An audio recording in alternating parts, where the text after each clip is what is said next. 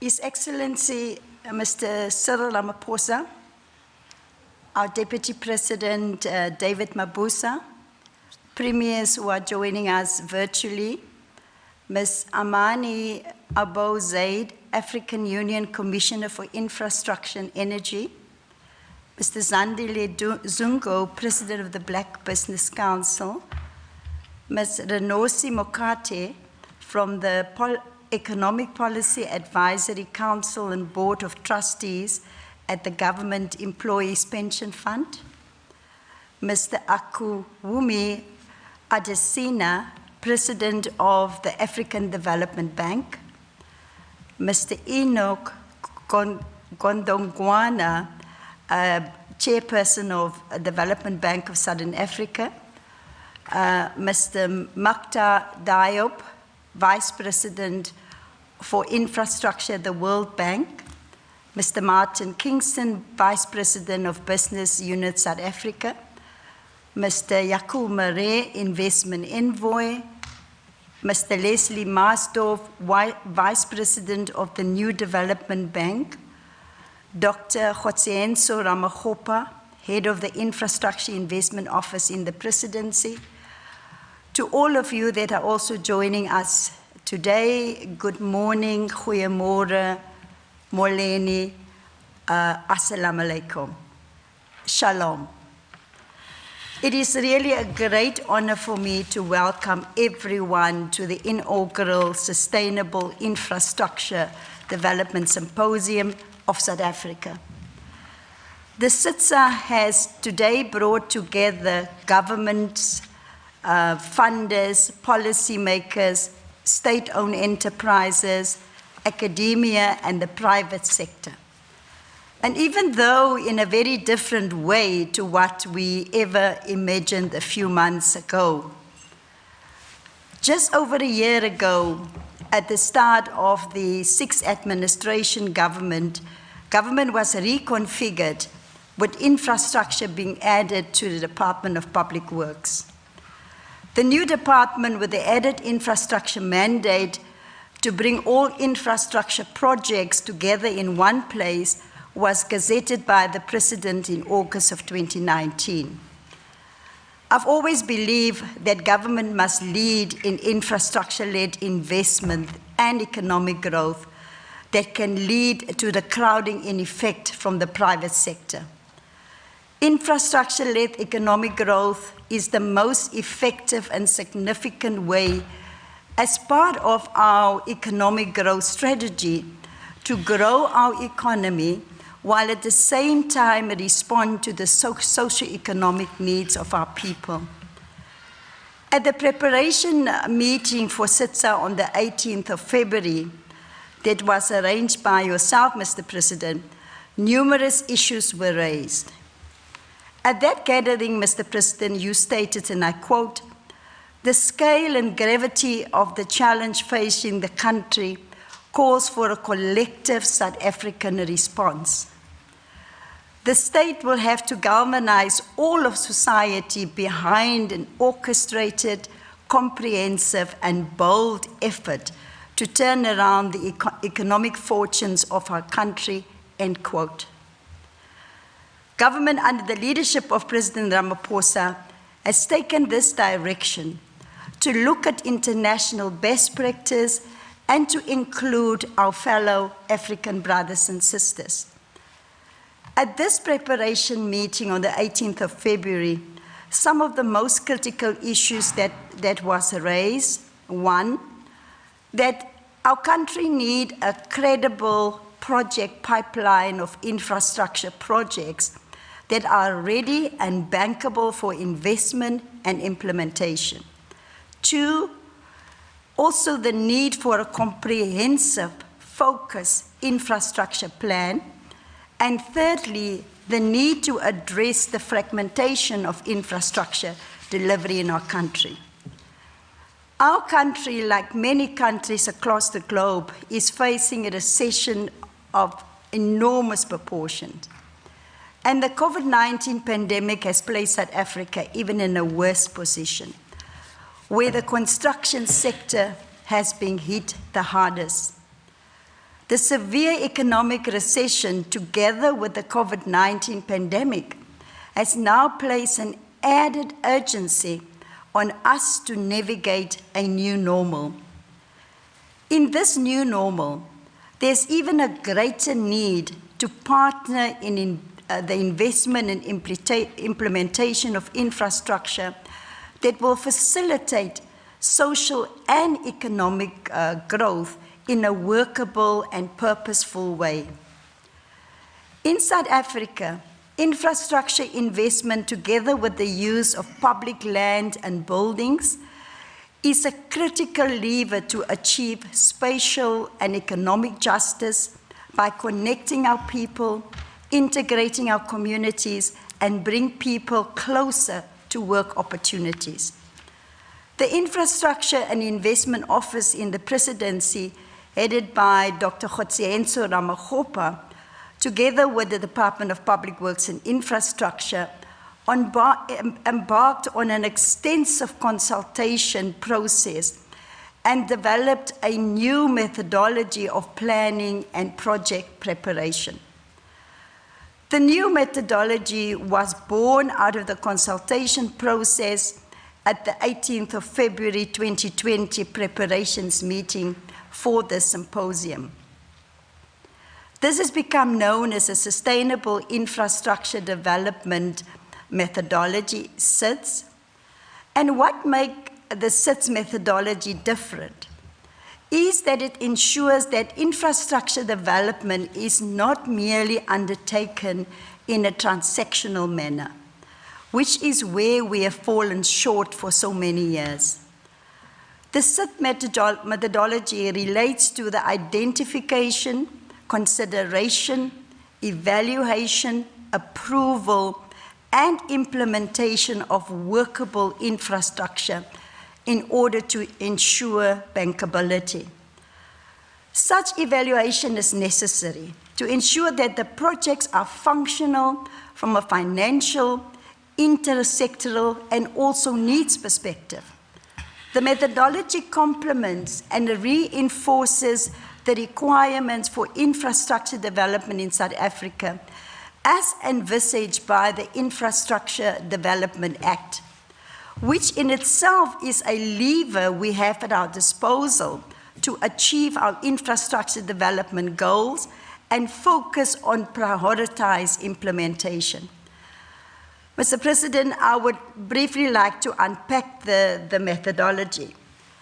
The SIDS methodology specifically focuses on how the projects and programs address spatial inclusivity and transformation.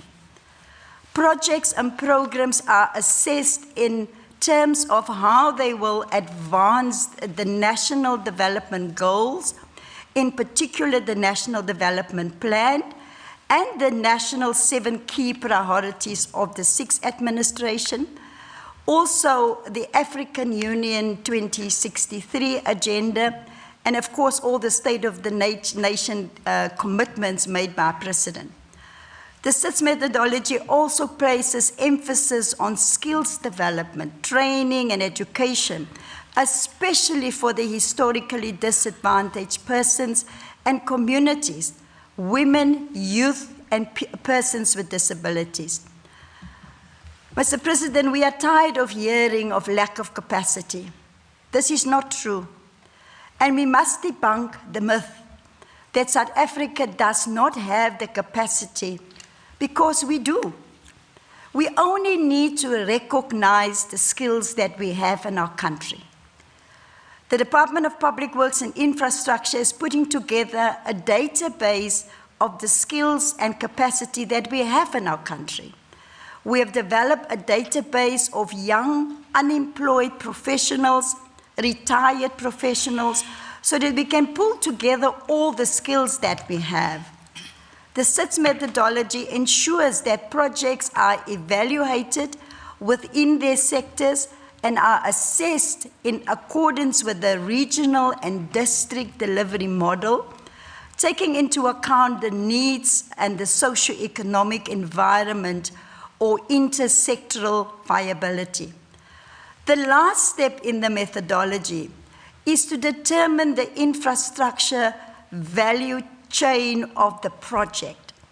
What are the costs and benefits and financial aspects, including financial viability? So this comprehensive SIDSSA methodology had been applied to an initial list of 177 projects, and 55 of them were found to be compliant with the new methodology.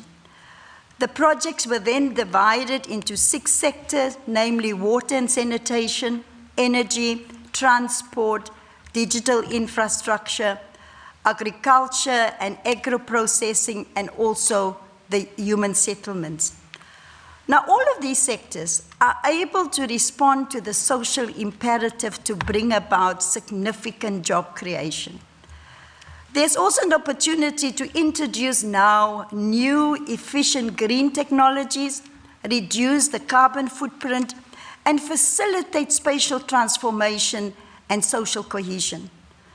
We have also identified a number of labor-intensive public programs that will see to the building of rural roads, building bridges, and cleaning of our towns and cities, just to name a few. When we now speak about infrastructure, it is across the entire life cycle. We are no longer talking about new construction only, but also about maintenance and upgrading of our existing infrastructure. Innovative construction methods, technologies, and management systems are being explored, especially in relation to climate change and the green economy. We are also exploring the introduction of green infrastructure bonds. An important change is also the maximization of commercial returns and ensuring that the project is both bankable and has a management structure that can ensure its implementation. At a policy level, we must do more to transform the construction industry, which is one of the least transformed industries in our country. It is also a sector which is significantly plagued by corruption, and we are working to put systems in place that can prevent and detect corruption. We must realize that corruption steals from the poor, and that is something that we can ill afford. Corruption in this crucial job creation industry must come to an end. The National Infrastructure Plan that we are busy with is also focused on implementation-orientated and demand-driven. Mr. President, esteemed guests, we all know firsthand the mammoth task that lies ahead of us. And we know that at this juncture for our country and continent, there is no room to falter. The well-being of our people and of our continent lies on our shoulders with critical infrastructure projects that must be delivered now. We need to see less talk. We need to see more action. We must always remember our past, but now we have an opportunity to design our own future. And as we invest in the implementation of infrastructure, we must ensure that at the same time we also invest in human capital. Our investment, delivery, and implementation into infrastructure need to be accountable and data-driven, ensuring that our communities are engaged, that they are involved, and that they are resourced. We will embark on a social facilitation program within our communities, together with our partners, to engage the communities to also to support our plan. In closing, Mr. President, I wish to remind all of us of our aspirations for the Africa we want, as set out in the African Union Agenda 2063. We want a prosperous Africa based on inclusive growth and sustainable development. We want an integrated continent politically united on the ideals of Pan-Africanism and the vision of African Renaissance. We want an Africa of good governance, democracy, respect for human rights, justice, and the rule of law. We want a peaceful continent. We want an Africa with a strong cultural identity, common heritage, values, and ethics. We want an Africa whose development is people-driven, relying on the potential of African people, especially its women and youth, and caring for our children. We want an Africa as a strong, united, resilient, and influential global player and partner. And finally, we want a better Africa and world where infrastructure is the key to growing and building our countries in every sense. Let us use this platform to engage meaningfully and leave here ready to implement. Let us stop talking and let's walk the talk. I will now hand over to Dr. Kgotsienso Ramagopa from the Infrastructure and Investment Office in the Presidency to present on the SIDS concept, the methodology, and objectives. I thank you very much. Baie dankie, Nkosi kakhulu, and God bless Africa. Thank you. Very good. His Excellency President Ramaphosa, Honorable Minister Dilil, Honorable Premiers, the President of SALGA, Councillor Nkadimeng, the leadership of organized business and the funding institutions, and our esteemed guests.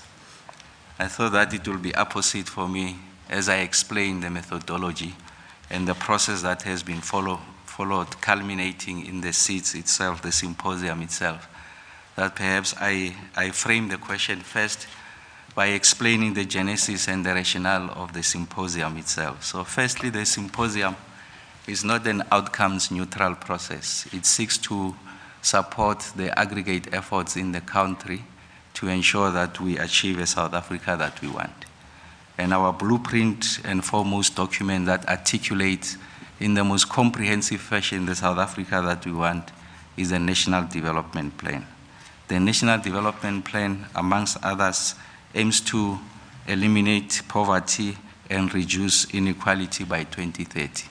And it follows on some of our seminal documents, in particular, the Reconstruction and Development Program, which states the following, I quote, "No political democracy can survive and flourish if the mass of our people remain in poverty, without land, without tangible prospects for a better life," close quotes.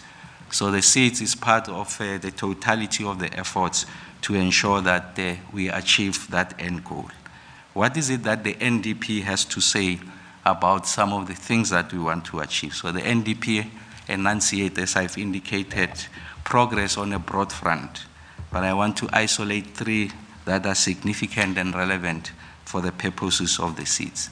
The first one is about raising employment through faster economic growth. The second one is improving the quality of education, skills development, and innovation. And the last one is building the capacity of the state to play a developmental and transformative role.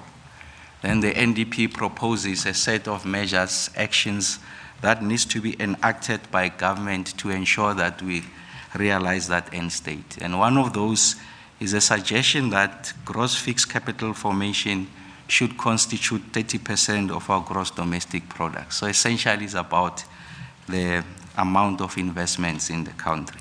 We know now, confronted with adverse economic headwinds, a diminishing fiscal headspace, and a pandemic, that essentially that gross fixed capital formation is sitting at about 16%. So this is not an aspirational target, it's a timeline that must come ahead of us achieving the aspirations of the National Development Plan. And therefore, the SIDS seeks to ensure that we are able to increase the share of gross fixed capital formation as a contribution of GDP. We know that with the advent of the pandemic, construction sector has been decimated, has contracted by about 14.2%, followed by manufacturing. I'm highlighting these two sectors because they are the ones that gives us a pristine opportunity to ensure that we are able to create jobs. So what is the point? As we answer the why question, the SIDS contributes to the totality of the efforts to ensure that we achieve a South Africa that we want. Then the second one is the content issues.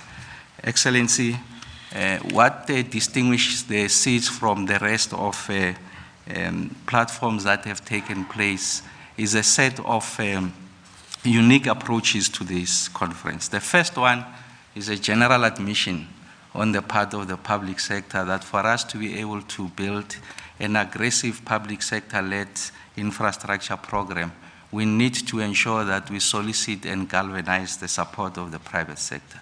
An admission that over a period of time, state capacity in relation to financial and technical engineering has been decimated and in fact has been displaced. So there's a need for us to work much closer with the private sector to achieve the desired targets.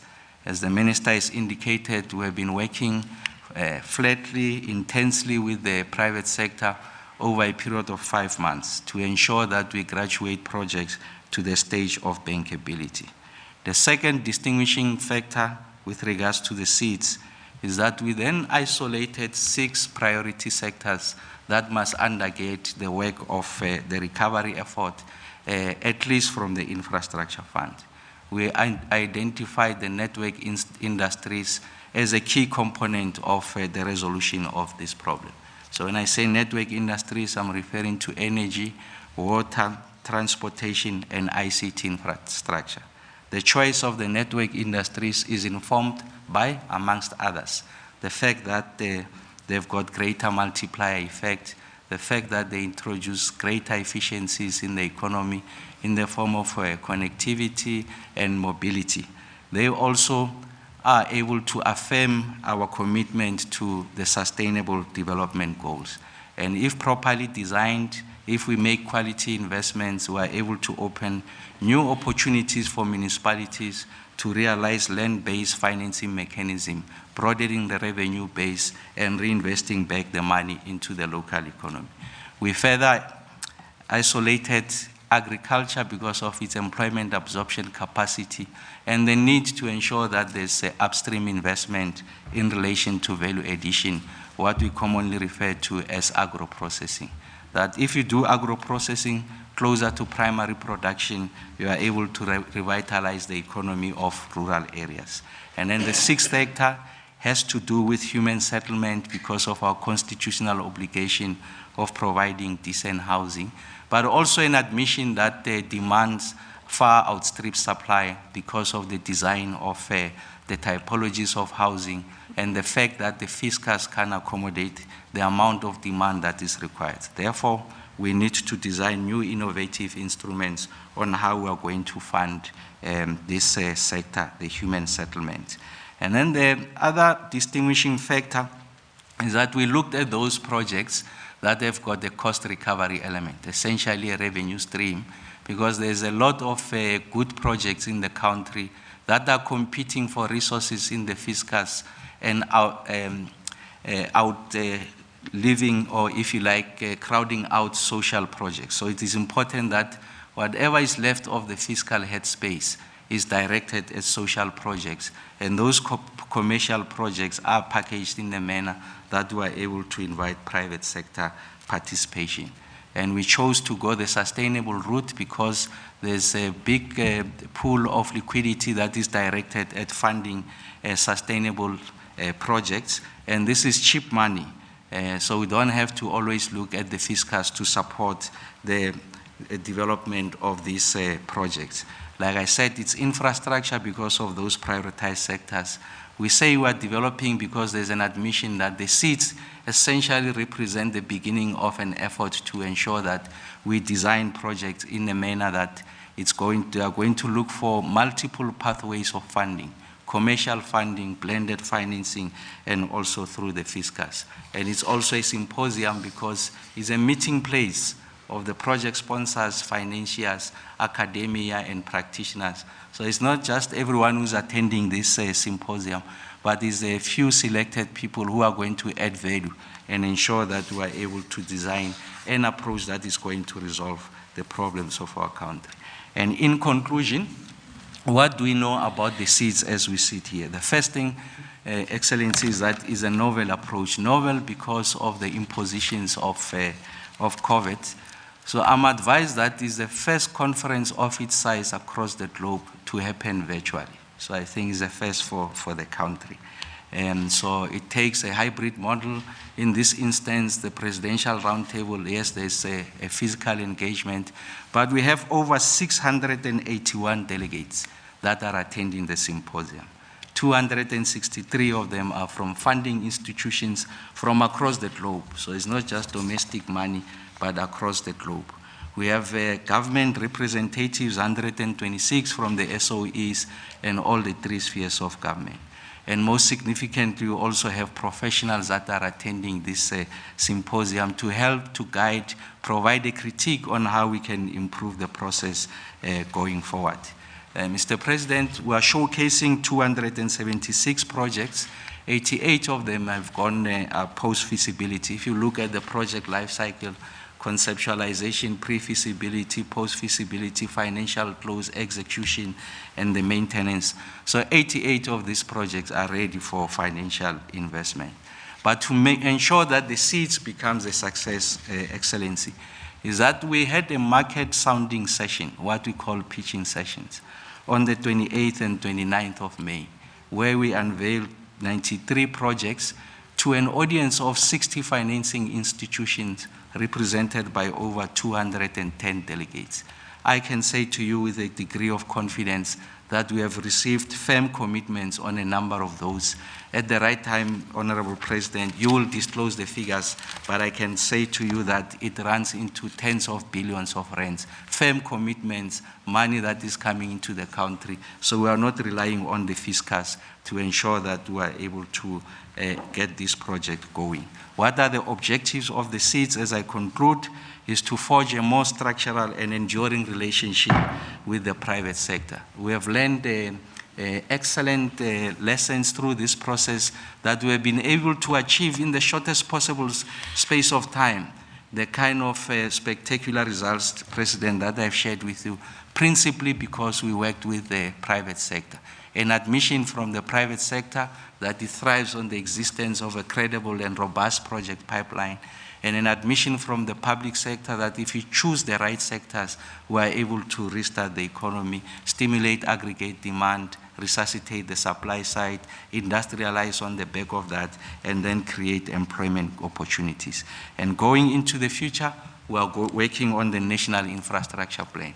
It will articulate the kind of the priority sectors that are going to help us to propel the economy. It's going to talk to the skills that are required. It's going to talk to the kind of legislative and regulatory reforms that are necessary, and it's going to talk to the needs for social compacting. Some of the propositions that are on the table include, amongst others, the green infrastructure bond, around the restructuring, how we look at the medium-term expenditure framework without undermining the fiscal framework, allowing for front-loading. It allows for us to ensure that we have a closer collaboration with some of the pockets of excellence in the country, some of the MDBs that are here, to ensure that we are able to improve capacity to execute. And in conclusion, we think that the design of the state, a state that is responsive, agile, is going to help us to achieve this. So this is the SIDS, Mr. President. We are confident that essentially it marks a new way of how we want to deal with infrastructure, and we think that the sky is the limit. Thank you very much, Minister Dilil. Thank you, Dr. Kgotsenso Ramakgopa. It was indeed a pleasure and honor working with you, and thank you for all the time that you have also put into bringing us where we are today. Ladies and gentlemen, all of you who are with us here and joining us virtually, it gives me great honor and pleasure to now hand over to His Excellency, Mr. Cyril Ramaphosa. Thank you. Well, thank you very much, Minister of Public Works and Infrastructure, Ms. Patricia de Lille, ministers who are in attendance and virtually, and our premiers, the President of SALGA, Ms. Thembing Kadimeng, and President of the Africa Development Bank, Mr. Adesina, representatives of the AU Infrastructure Unit, Mr. Enoch Godongwane, the Chair of the Development Bank of South Africa. It's wonderful to have you here.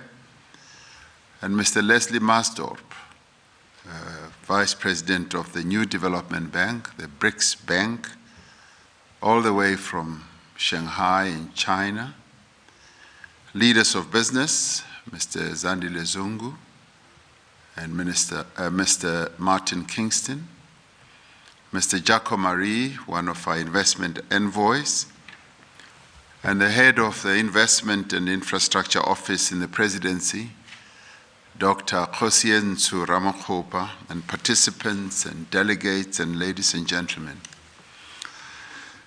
When we began our preparations for this symposium several months ago, the last thing that we had on our minds was a global pandemic that would infect millions of people across the world and cause massive loss of life.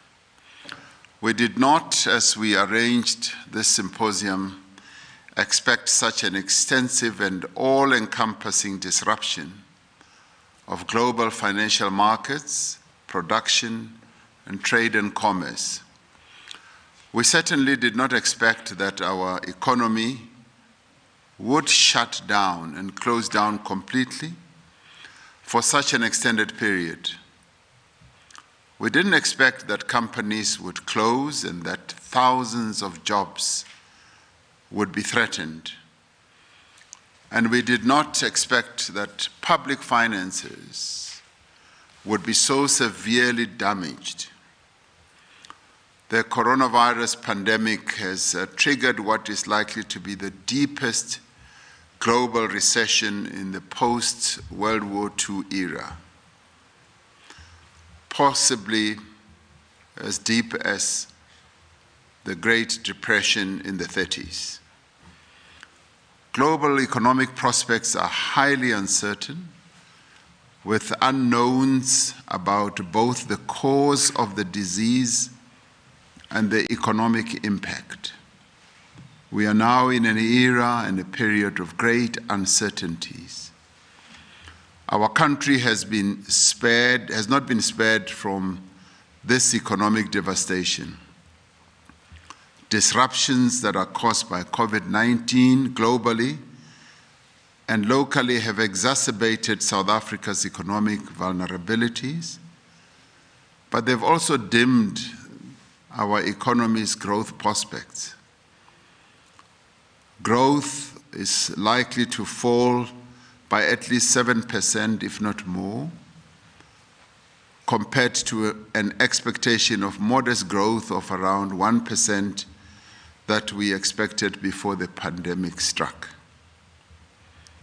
A long period of recovery can be expected, even when interventions that we take to stem the transmission of the virus, and even as we relax those. Now that South Africa's sovereign credit rating has been downgraded to sub-investment by all three major credit rating agencies, it will be more expensive for the country to raise money on the international markets. However, a deep domestic financial sector has helped to cushion some of these international capital flows, and the efforts to safeguard the stability of the domestic financial sector has been at the forefront of the response to the current crisis. A combination of policy measures that we have embarked on has ensured that the government continues to be able to fund itself through the domestic bond market at reasonable costs, stabilizing yields, the injection of liquidity, reducing market volatility, and alleviating disruptions to the flow of credit to the real sector. The result is that South Africa's financial system has remained relatively resilient despite the ongoing crisis. Yet the severe damage caused by this pandemic and the damage it continues to cause has not diminished our determination to drive what I would call an ambitious and sustainable infrastructure development program, which is precisely what we are all about here today. To the contrary, the coronavirus pandemic has made infrastructure investment even more compelling, even more important, and in the case of our country, even more urgent. That is why we've placed infrastructure at the center, at the heart of the stimulus our country needs to achieve sustainable recovery. Even before the pandemic, South Africa's investment in infrastructure had been declining for several years, which, among other things, had caused great hardship for the construction and related industries.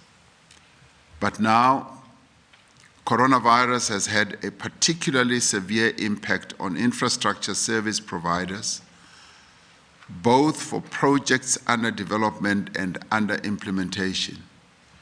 As a result of the lockdown, these service providers have seen a drop in demand and revenue.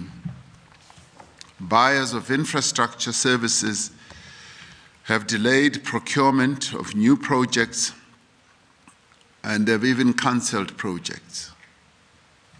Lenders and investors, in turn, are revisiting their decisions to invest in infrastructure projects that were deemed bankable prior to the pandemic. The cost of some inputs has increased, while some inputs are at least temporarily not available due to disruptions in national, regional, and global supply chains. Lower revenues, higher costs, and non-payment has resulted in layoffs of workers, financial losses, and also cash shortages. This requires that we not only push ahead to revive infrastructure investment, but that we rapidly move to increase the scale of our activities, our interventions, and indeed our ambitions. This crisis provides even greater impetus for the implementation of the key reforms that are necessary to transform the economy to support inclusive growth. The Minister of Finance has put forward a package of reforms that are needed to address macroeconomic imbalances and boost long-run growth as the crisis eases to lower borrowing costs and provide additional space for infrastructure investment to occur. The recovery package is intended to contribute to the speed at which South Africa can emerge from this crisis and improve the capacity of the economy to deliver sustainable, inclusive growth. Globally, both advanced and developing economies are looking to infrastructure as one of the key sectors that they want to utilize to stimulate economic recovery efforts from the impact of COVID-19. We are in that field as well. Infrastructure investment provides both short and long-term economic benefits. In the short term, It creates jobs which are much needed in our country, but it also provides economic activity as roads, bridges, hospitals, schools, power plants, and much else are built. It gets construction and related services companies back to work, inducing them to hire staff and to expand capacity. As construction services are procured, government can assess project proposals on the employment impact to ensure the job creation impact is maximized. Shovel-ready projects that have been fully developed for implementation will be the priority, ensuring that ground is broken as soon as possible, and that we go beyond what Minister de Lille said, go beyond talking about projects and go towards breaking ground and getting the projects underway. Infrastructure investment is also an important signal to the economy that investment and expansion is happening, which will improve consumer and business confidence, leading to increased economic activity. It is for this reason I keep saying that infrastructure, in the end, is the flywheel through which we want to generate economic activity. In the long run, infrastructure investment increases the capacity of the economy, reducing the cost of transport and the capacity and reliability of key services like electricity and municipal services. This enables more efficient supply chains. It will lead to increased productivity and will drive sustainable economic growth and a faster pace of job creation. Government should also invest in infrastructure itself to enable businesses to accelerate employment and grow the economy, which will also allow government finances to stabilize and recover. Infrastructure investment should present good value for money to the taxpayer and be delivered on time and provide quality services to the public. Now, government is looking at policies that facilitate economic recovery, such as introducing stimulus packages that boost government's infrastructure spending, creating financing instruments that provide liquidity, bridge financing or debt restructuring instruments, as well as guarantee products and funds. Development finance institutions are expected to support the creation of these instruments. We will further encourage proposals from private developers for sustainable and resilient infrastructure projects, offering a clear and expedited path for their approval. We will also seek to prioritize proposals for infrastructure sectors that are important to economic recovery and resilience, including sectors such as energy, transportation, healthcare, and indeed the ICT sector. The SIDSSA promise a process through which the prioritized key network industries for investment will be able to be upscaled. These sectors have proven to have superior multiplier effects. They have these multiplier effects because they introduce greater efficiencies in the economy. They promote spatial justice and have capacity to absorb skills. we decided to also include agriculture due to its employment absorption capacity, but also due to the important role that it plays in the economy. The upstream agriculture processing opportunities offer possibilities for revitalization of rural economies. Integrated human settlements is another area of focus in the SIDS process. Many people in our country are in great need of housing.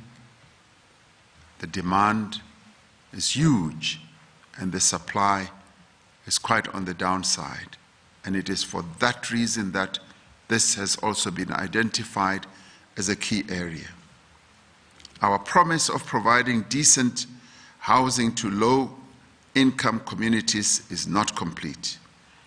We are fashioning a number of innovative building technologies and financing instruments to allow the private sector to participate in the low-income housing market.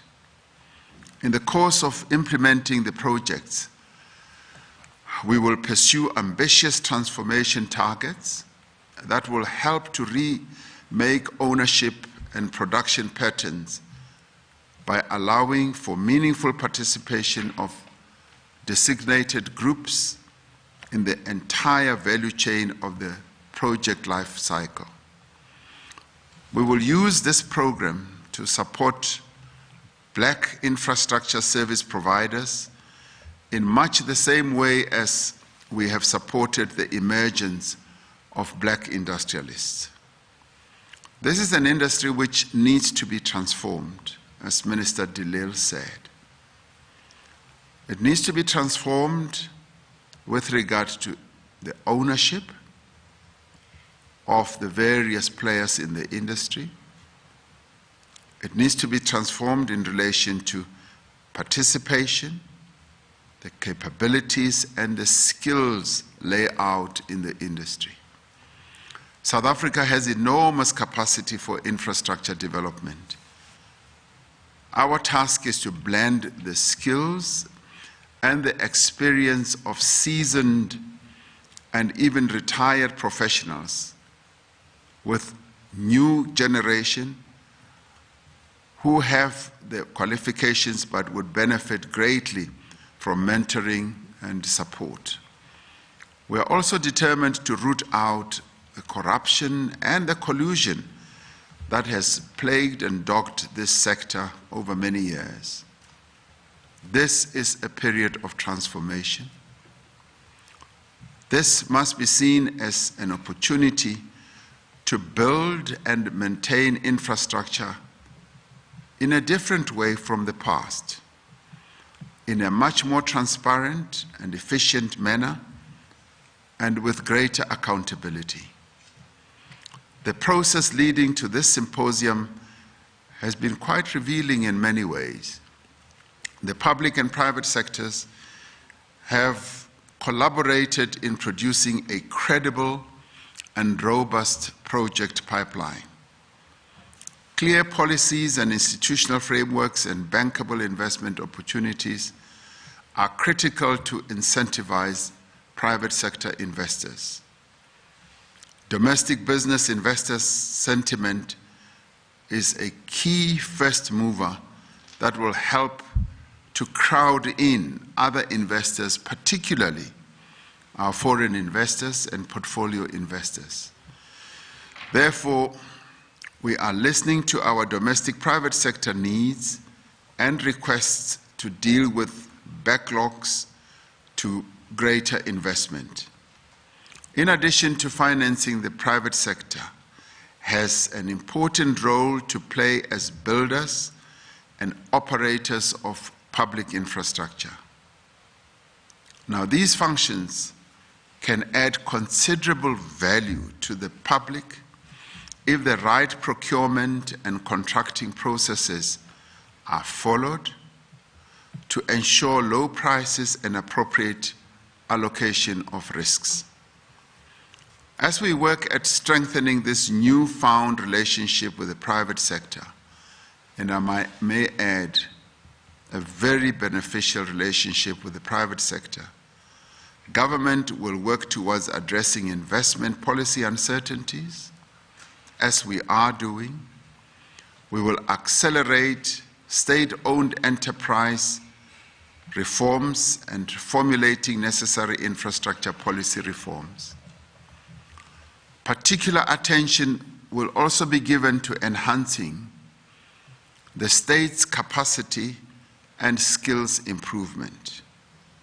We have said in the past that the state's capacity is challenged, but this COVID-19 moment is giving us a much greater opportunity to enhance state capacity. We are reconfiguring the public sector infrastructure ecosystem to allow for a seamless consideration and packaging of projects. The creation of a consistent and predictable project assessment methodology across all government and the establishment of a single window of entry for project preparation and packaging is key to our success. Working with the private sector, we will invest in the creation of both the technical and the financial engineering capacity in the state. The SIDS process has convinced us that this is possible.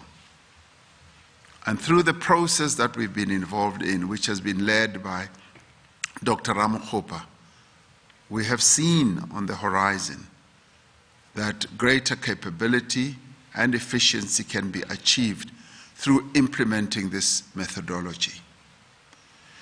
The submission and evaluation of 276 projects over a period of 5 months with significant project preparation success confirms that with more time and additional effort and greater focus on projects can be taken to financial close.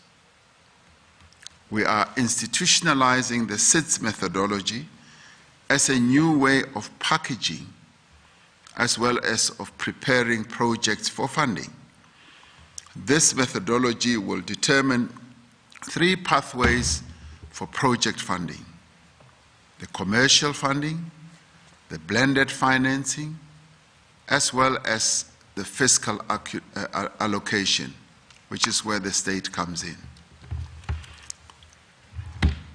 Let me thank the multilateral development banks, the development finance institutions, the commercial banks of our country, organized business and infrastructure-oriented organized bodies for contributing resources to the success of the SIDS. This is where the cooperation between the private sector, development finance institutions, and government has worked to greater perfection. And we look forward to an enduring relationship that will propel our economic recovery effort. This symposium is laying a path for South Africa after coronavirus, but also well into the future. In many ways, it represents a new beginning for infrastructure development, a new beginning that promises inclusive growth, development, transformation, and above all, hope for a better tomorrow for all our people. Now, this intervention may seem unique for South Africa only, but it is an intervention that is also relevant for our continent. South Africa, within the African Union family, has been given the responsibility of championing infrastructure development. And it is through a process such as this also that we will be able to ensure that infrastructure development across our continent is also propelled.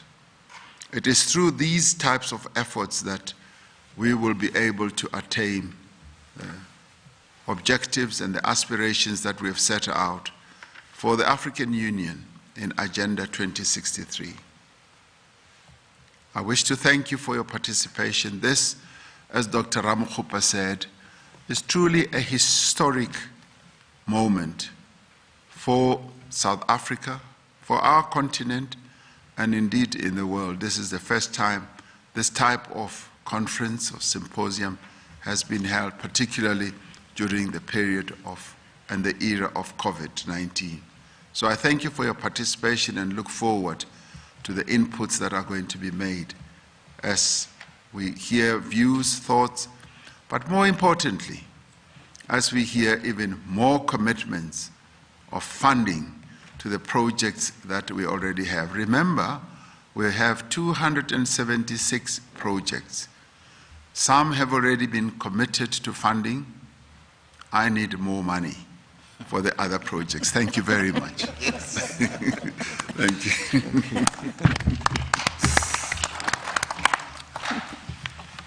Thank you, Honourable President, and thank you to all the participants for your attention. We will now have a short comfort break for about 30 minutes before we reconvene for the round table. Thank you very much.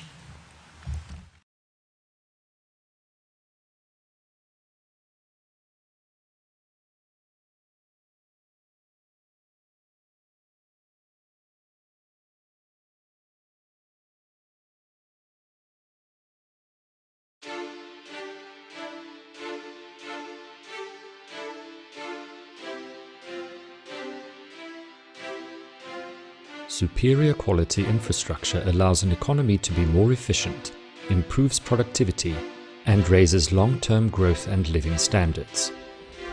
The Sustainable Infrastructure Development Symposium South Africa is a platform that brings together funders, policymakers, SOEs, academia, and the private sector to explore how to create technical and financial capacity, plan infrastructure investment, initiate policy and regulatory reforms, secure sustainable funding, develop a pipeline of strategic infrastructure projects, and forge public-private partnerships.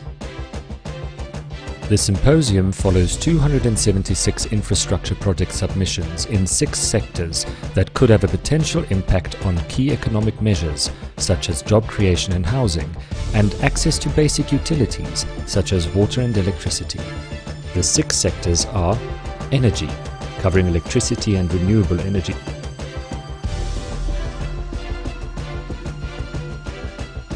water and sanitation, including water supply, treatment, transfer and distribution, as well as irrigation projects.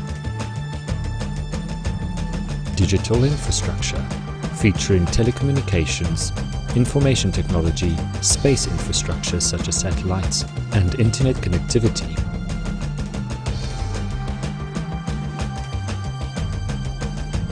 Agriculture and agro-processing, involving farming of fruits, nuts and fish, and also food processing such as drying.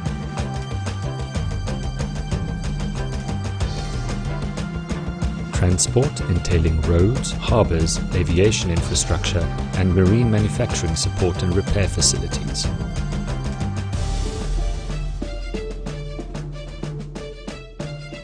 Human settlements, comprising major new metropolitan developments, social housing, and more.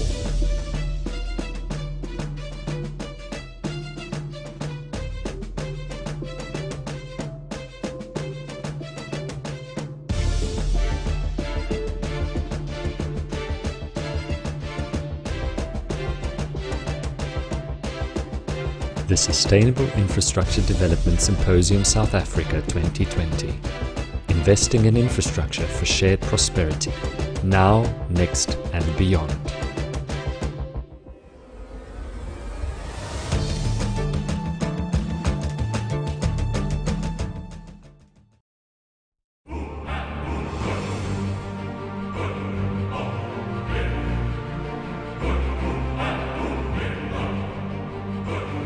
We, the people of South Africa, have always looked to the future.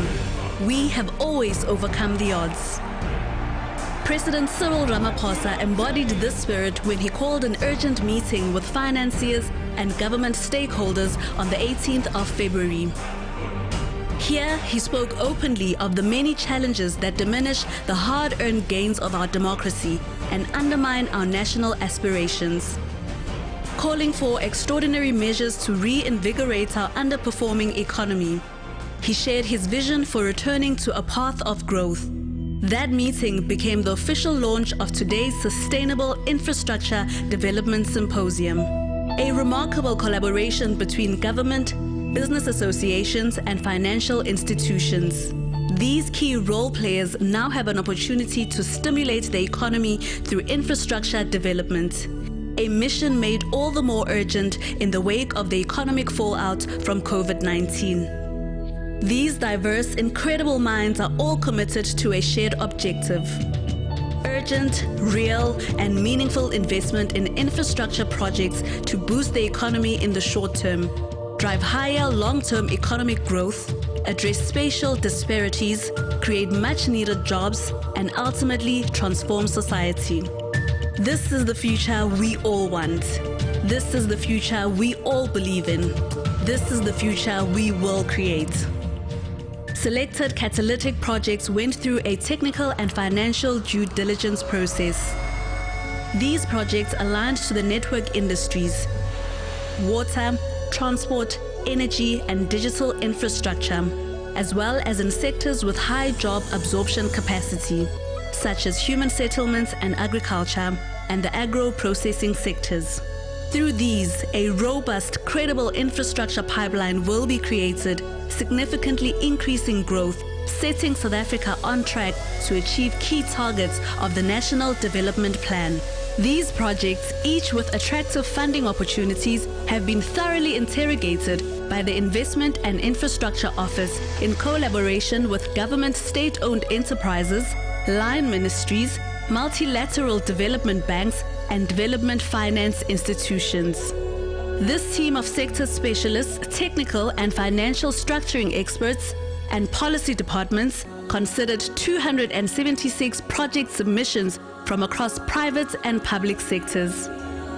This symposium takes South Africa a big step forward. It will increase technical and financial engineering capacity. It will implement policy and regulatory reforms.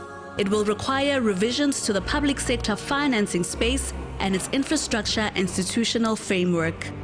And it will result in a detailed infrastructure investment plan. That's the plan for South Africa: to rebuild our economy, to rediscover our strengths and skills, to recommit to our common ideals, to redefine a roadmap to a more productive future. The Sustainable Infrastructure Development Symposium of South Africa, an inclusive journey to economic growth. Let's grow South Africa.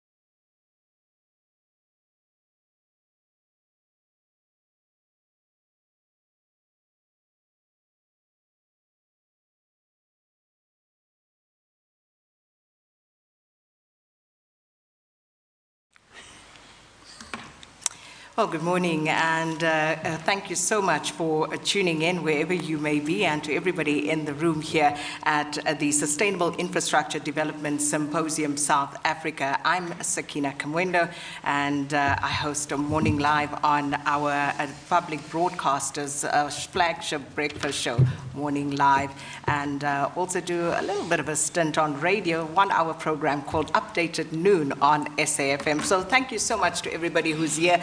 Let me start by acknowledging our dignitaries. First, His Excellency President Cyril Matamela Ramaphosa, and our guest, I suppose our host this morning, as you could hear, very nervous, Ms. Patricia de Lille, the Minister, who is responsible for hosting us here this morning. Dr. Ramaphosa also spoke to us earlier, and he, of course, resides in the Presidency, responsible for what we are busy with here today. We're also joined by Ms. Teming Kadimeng, who's the President of the South African Local Government Association.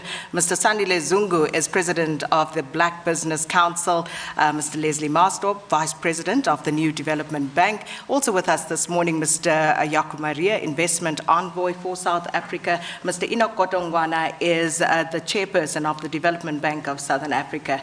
And of course, to my immediate right, Mr. Martin Kingston, and he's the Vice President of BUSA, that's Business Unity South Africa. And joining us via WebEx, as I can see, our premiers from all 9 provinces, and some of our ministers and MECs as well. And of course, to my esteemed media colleagues, you're all welcome.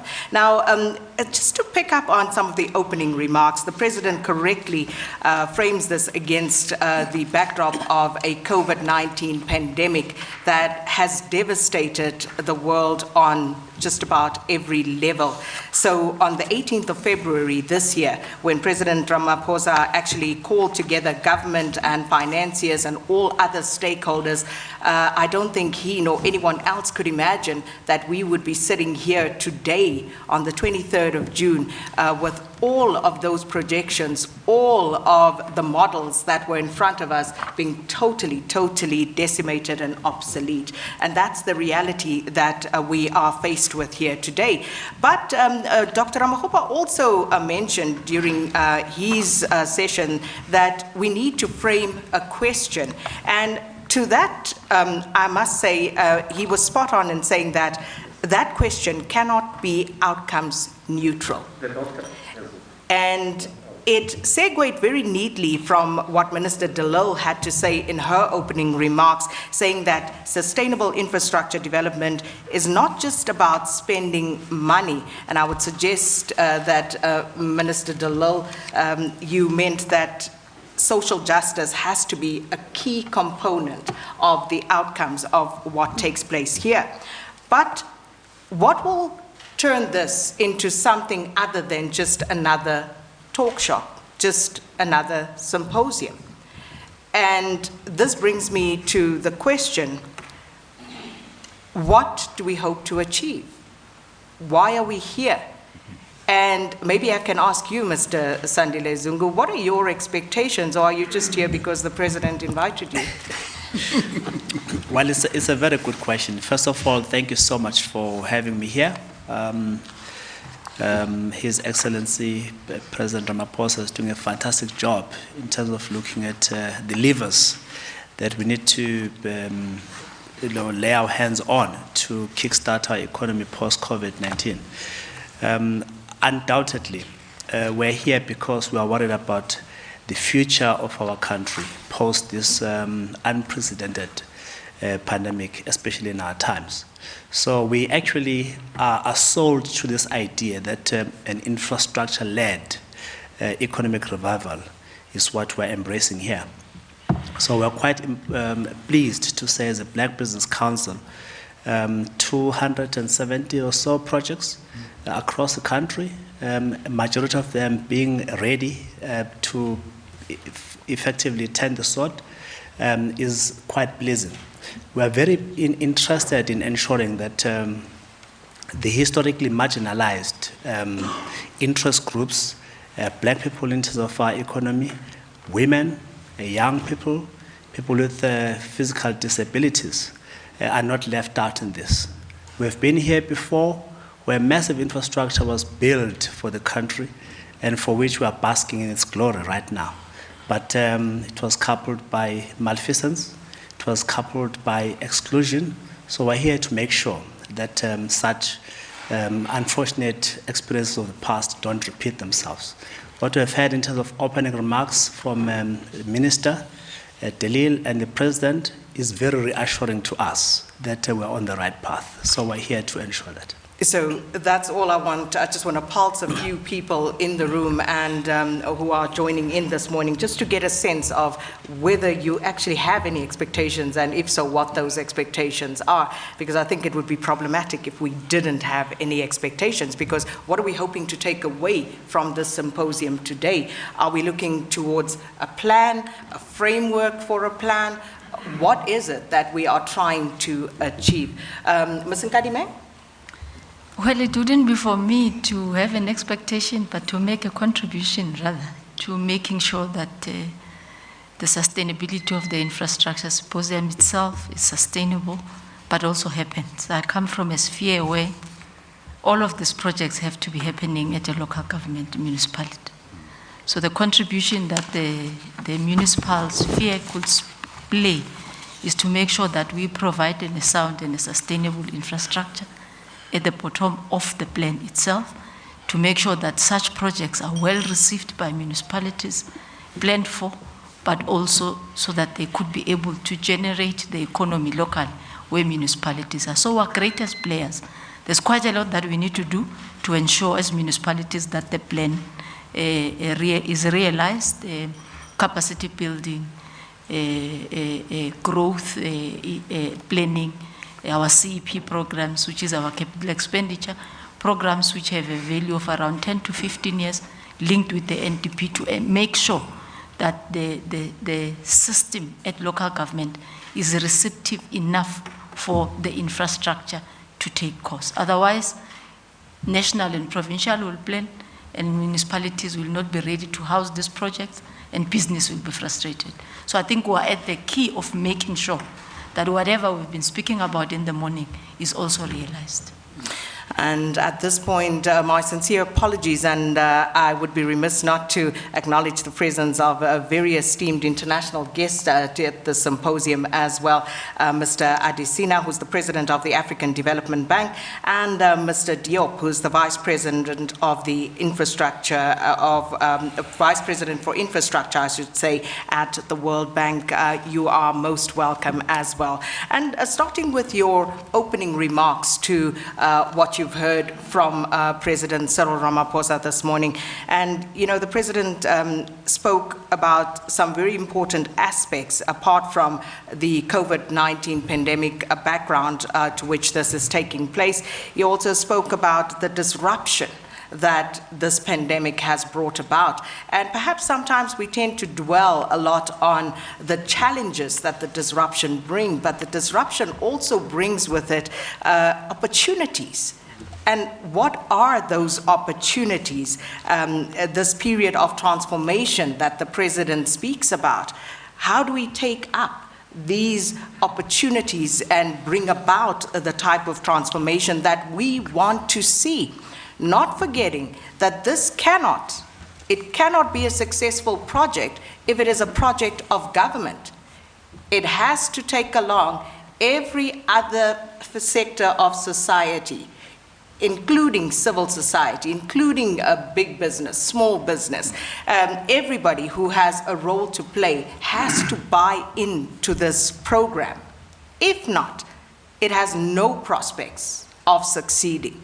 And I think it's very important that we remember this, because we speak of where we come from, what we've seen, or the gains we've made, but we also cannot look past some of the shortcomings and some of the failures that have happened along the way, but looking at the opportunities that COVID-19 disruption brings about, we have to look at growth and the recalibration of the economy. How is that going to happen? Where's the money going to come from? Where are we going to start in terms of kickstarting these economies so that they can actually take care of these infrastructure development programs that we talk about? Mr. Adesina, I'm going to give it over to you now to be the first one to take a bite at giving your opening remarks to President Cyril Ramaphosa.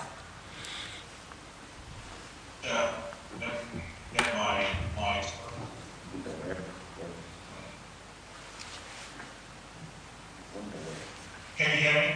We can hear you clearly, Mr. Adesina. Please go ahead. All right.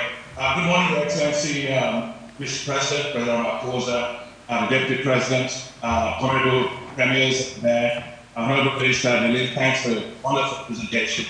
Also to Dr.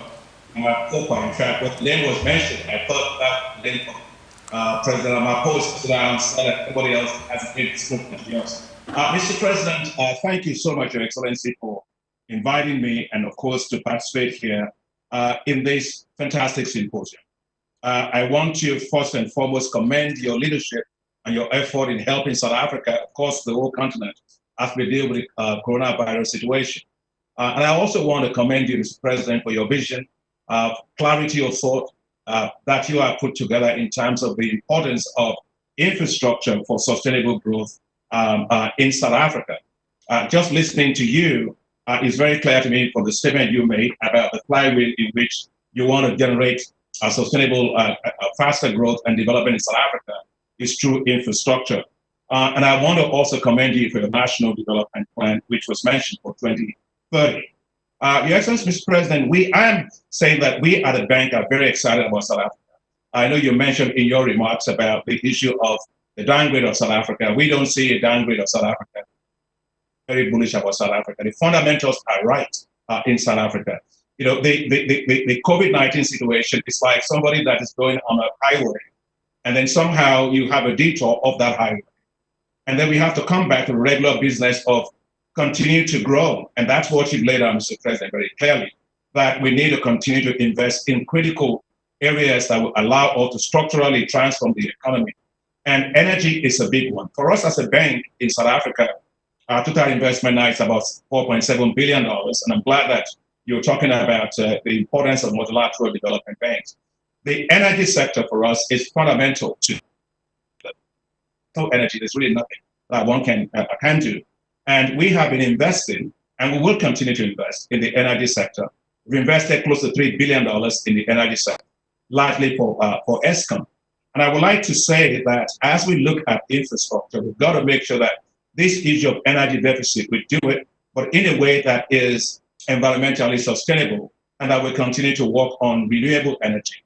Mr. President, I want to commend the government for what you have done with regard to the issue of renewable energy. South Africa today, despite all we hear, has on this continent the best program for actually doing renewable energy. And I think that we need to continue to do that for wind, for solar in particular. We as a bank, we're investing in quite a number of these areas, which is the Sere Wind Project, 100 megawatts, the Zina Solar Project, the Redstone Project. These are all important projects that we will continue to invest in. And thinking of money, we cannot leave money on the table. It's something like this. The president said he wants the money. Yes. We have a project that we have helped to develop with several others under a syndication, which is the Redstone Project. It's $518 million. It would be great, Mr. President, if you could have Eskom to actually sign the offtake agreement for this, because we put together a world-class group. It's $518 million. It's done. It's just for that to be done. I thought I would bring that to your attention, Mr. President. I also want to say that as we think of these efforts, we must look at syndications. Syndications are going to play a very big role, bringing so many people together. We've done $1.3 billion of syndications, AV syndications for South Africa, to get capital for Eskom to invest in power transmission lines, all of that. We need to do more of that. But as we also look at infrastructure, South Africa is Africa's most industrialized economy. And we must look also at regional infrastructure. How do we connect South Africa and the rest of the South African region to South Africa?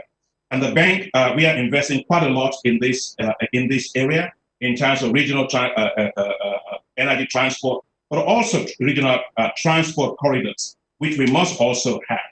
South Africa has Transnet, and we have been investing in that to support the development of freight and passenger transport. We put in $750 million into that.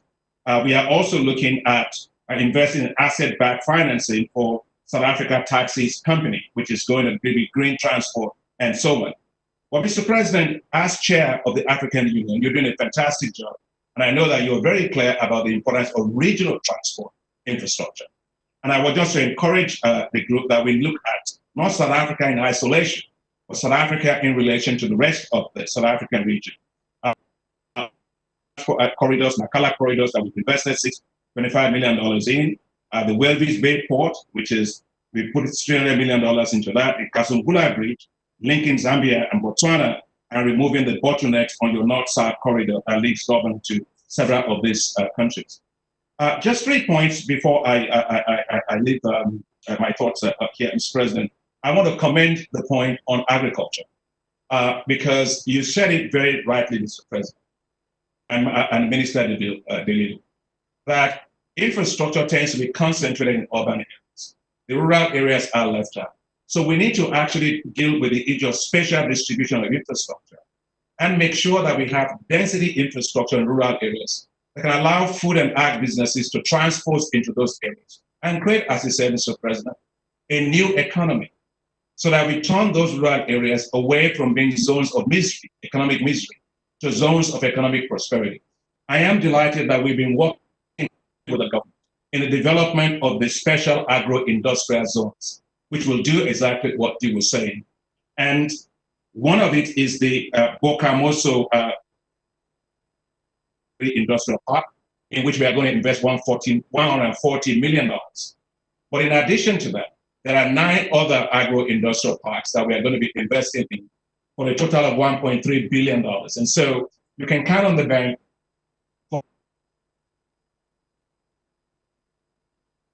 Well, we seem to... There are other things that we will bring to the table to support you. And one of it is in terms of project preparation facilities. We can have facilities to help with de-risking investments that are going to go into this particular place. As you know, we have Africa 50, which also can play a big role with regard to this. And finally, Mr. President, is blended finance. And just to end, I want to thank you, Mr. President, for your leadership on the Africa Investment Forum. As you know, Mr. President, this transactional forum is the one that we use to accelerate investment on the continent. And you chair it, you host us so generously. I want to also thank the Prime Minister, David Makura, from the Gauteng province on this.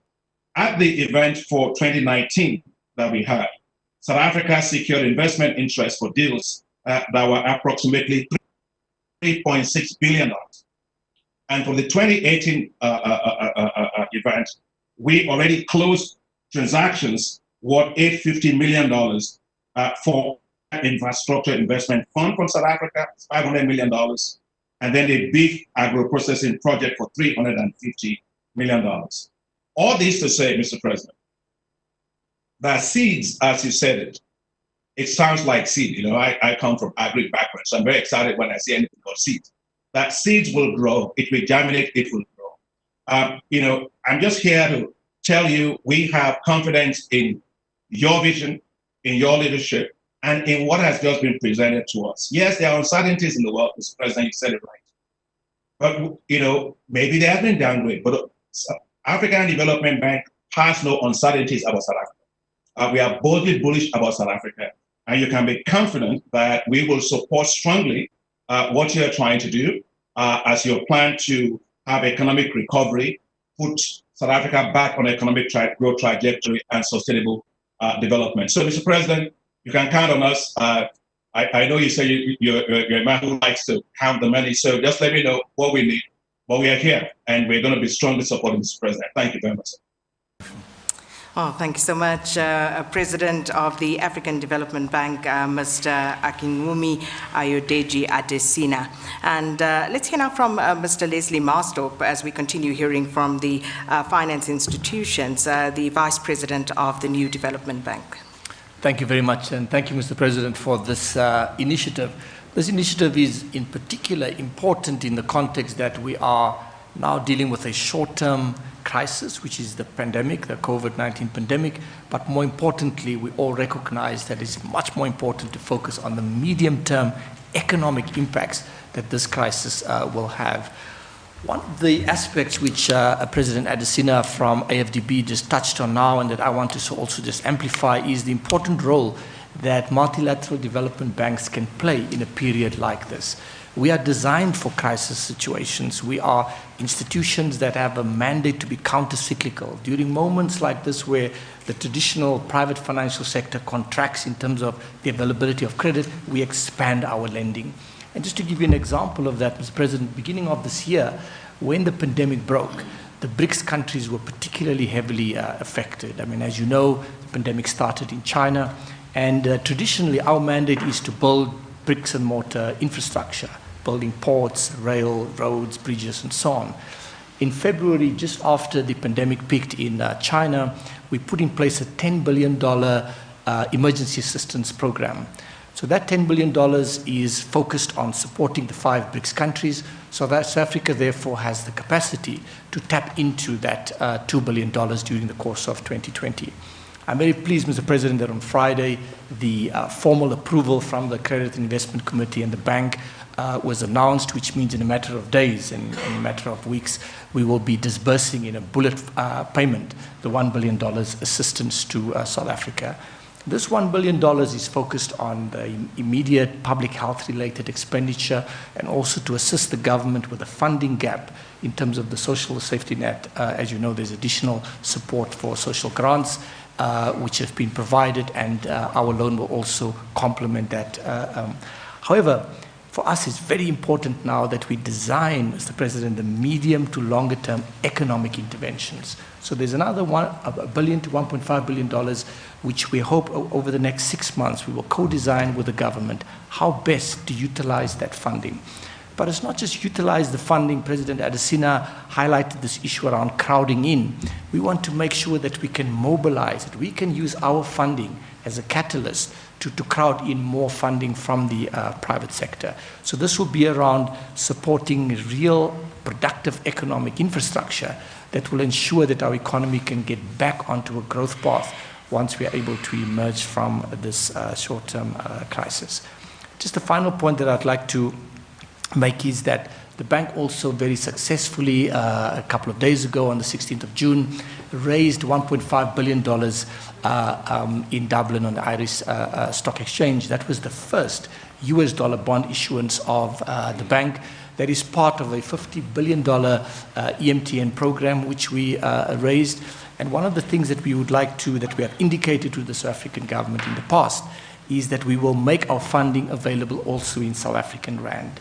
The advantage of that, obviously, is to ensure that there is no mismatch between the asset and the liability, meaning that when you pay back the loan, if it's in rand, it is more sustainable and easier for you to service that debt. Because when the rand obviously depreciates, as it has over the last 3, 4, 5 months, that sort of bill accumulates over time. So we have registered on the Johannesburg Stock Exchange a 10 billion rand program.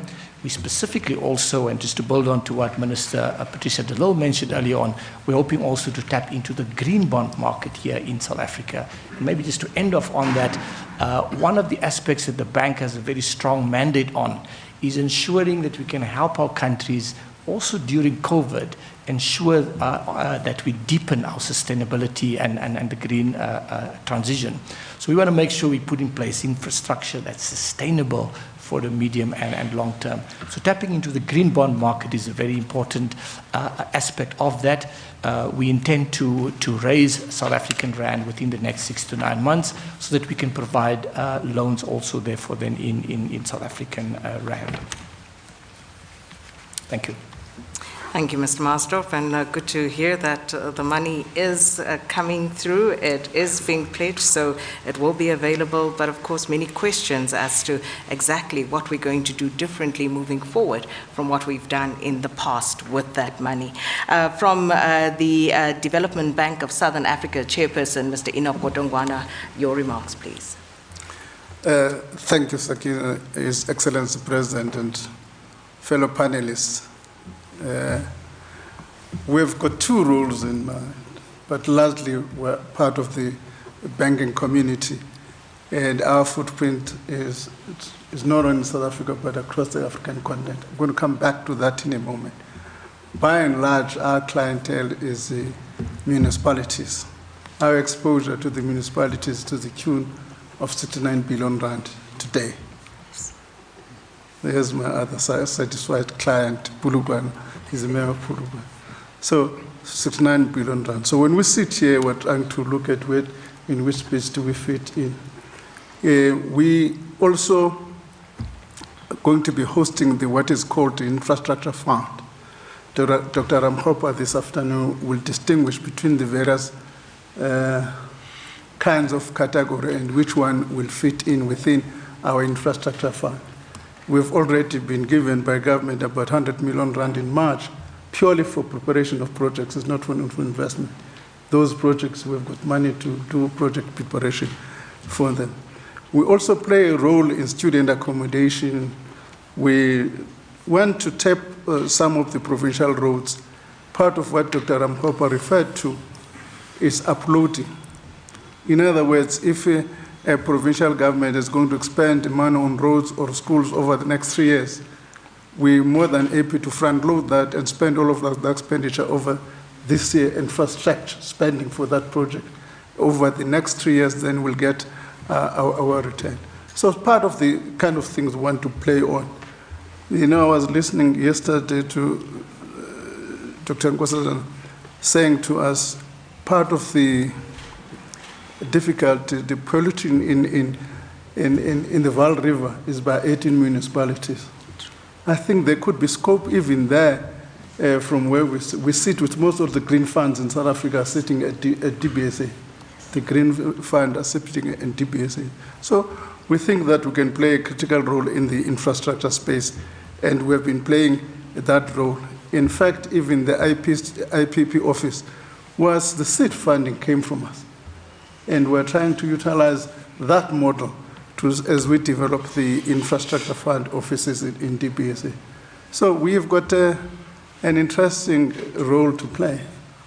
And I think we can be able, over the next few months, if we succeed in front loading to keep most of the construction companies busy.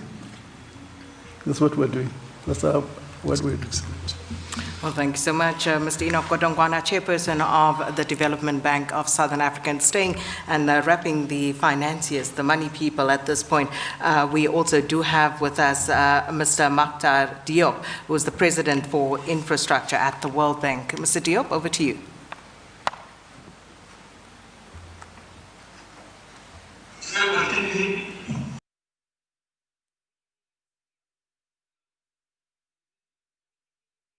Go ahead. Yes, thank you very much.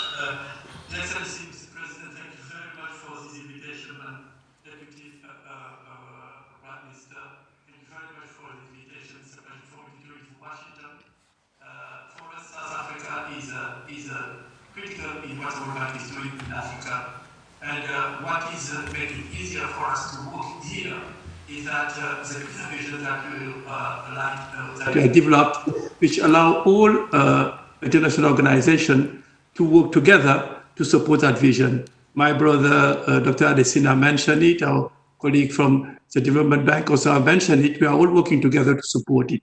And I think it was very much reflected in the way we work in the energy sector, where jointly we pull our resources to make them available to the government of South Africa to support their development strategy in terms of energy, which is not only an initiative and a vision which is centered around South Africa, but also which is centered around the rest of the continent. As we know, the strategy that was developed in the energy sector was relying very much on regional integrations that we are supporting. That's the reason why it's been very important for us also to support the neighboring country. The capital increase that the World Bank has recently had we allow the World Bank to continue extending the resource made available, but also the IDA resources that are now available will be able to help us to support neighboring countries and therefore create markets that are so necessary to develop infrastructure. We are coming at a time where the world economy is slowing down. We are entering a recession. So government revenue are going down in all countries. As has been mentioned, it requires to have counter-cyclical policies and to have stimuluses which help countries to face that economic slowdown. It's clear that without the private sector, it would not be possible to be able to respond to the important needs that you have highlighted in terms of investment in infrastructure. We are seeing beyond the resources that we can make available through IFC, our private sector branch, or through the World Bank. We're seeing a few instruments that are also very helpful in moving in that direction. We have a few facilities that are important. One is PPIF, which help at creating and strengthening the legal framework for PPPs. Just to illustrate what PPIF was able to contribute to, is that last year we engaged with the Vietnamese authorities, and at their request we prepared analytical work. And today, last week, the authorities in Vietnam were able to change the law and have a law which is much more adapted to their needs. So we have that facility, which is your facility, and we will be making available for you to tap in. The second one is project preparation. When we talked about infrastructure, one of the questions that is often being raised is the quality of project available. We have also a facility called GIF that we will like to make available so that South Africa can help strengthening the pipeline of projects that will allow to have more PPPs. Now, as you indicated, His Excellency, we are working very closely with South Africa, particularly with your Infrastructure and Investment Office, which is for us a very, very important element in the setting, and which allow us to channel our support in a much more coordinated way. I would like to build on what my colleagues have said about rebuilding differently. We are talking now about rebuilding the world, rebuilding economies differently, and having a green reconstruction will be central to it. And in that context, various instruments have been mentioned here, but what we already did in the energy sector with the solar has been critical in paving the way for the rest of the continent, because after the auctions that we had in South Africa, we are able to significantly contribute in lowering the cost of energy in the continent. So to conclude, Mr. President, not only for us from the World Bank, it's essential to continue supporting you in the transport sector, Transnet, in the energy sector, but also to do it for the rest of the continent. Because as been mentioned by my colleagues, South Africa is central in the growth rate of Africa. I would like to thank you and again reiterate World Bank availability to support your strategy in coordination with all my colleagues around the table. Thank you. Oh, thank you, Mr. Diop, Vice President for Infrastructure at the World Bank. I'm going to go to WebEx now, just to bring some of our other participants in on the discussion as well. And speaking to some of the premiers, let's start with the Premier of the Western Cape, Mr. Alan Winde. And this is, of course, the only one of our 9 provinces in South Africa that is led by the opposition, official opposition Democratic Alliance. Mr. Winde, your response to the President's remarks this morning. Thank you very much, and Mr. President and ministers and colleagues, premiers, really good to be part of this panel. Thank you very much. I really appreciate it. I think it's a great initiative, specifically looking at moving beyond COVID-19, sustainable infrastructure development, sustainable infrastructure in general, and creating, for me, an environment that actually improves the livelihoods of our citizens. And I mean, I think the questions and the points raised are all in the right direction. I mean, we need water, we need energy, but I also want to say that, you know, as we move into this sort of post-COVID-19 environment, and I mean, I think everyone supports the infrastructure-led environment. We've got to create an environment that attracts investment, whether it's internal or external investment.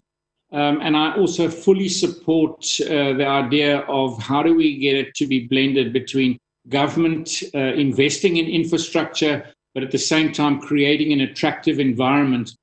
And you know, I always say that we've got an issue with infrastructure. We have a shortage of infrastructure in our country and definitely in our province. We need that energy infrastructure. We need the water infrastructure to create the sustainable agri industries and to make our municipalities sustainable, because we have felt the impact of severe drought and we know exactly what it's like. So we need to make sure we get that water infrastructure. We've got to create the right vision. And I think specifically now, post-COVID environment that we're going into, the whole world is going to be looking at investment opportunity.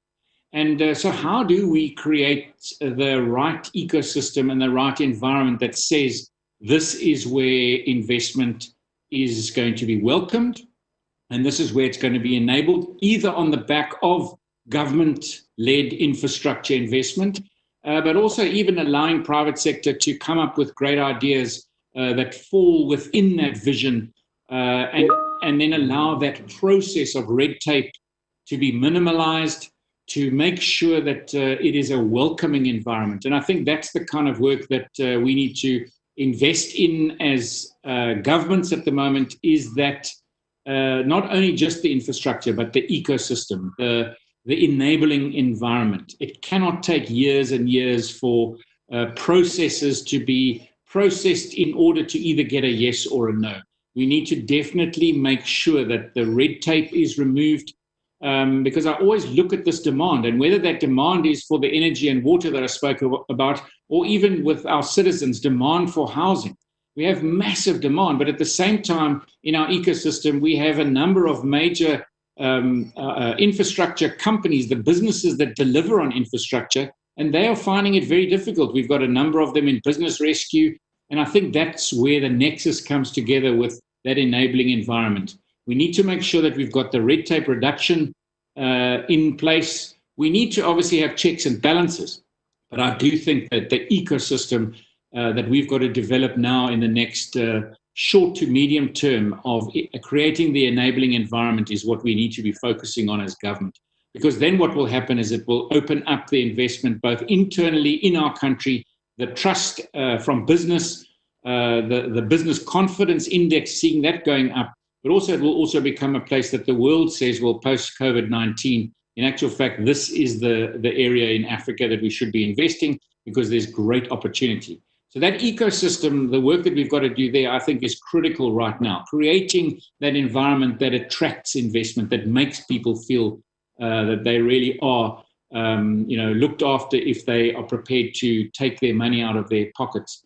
And of course, the real thing at the end of the day for me is how that becomes the enabling environment for further job creation. Have we got the right skills, training systems in place? Are we putting the right workforce in place to be able to support the investment that's going to come on the back of this infrastructure? But I think this is the right place to start having these discussions. And we need to then compartmentalize it and say, all right, this team is going to go ahead and have a look at removing blockages and making that enabling environment really work from an investment point of view to a skills development, so it actually results in proper, meaningful jobs as we create a better environment through infrastructure for our citizens.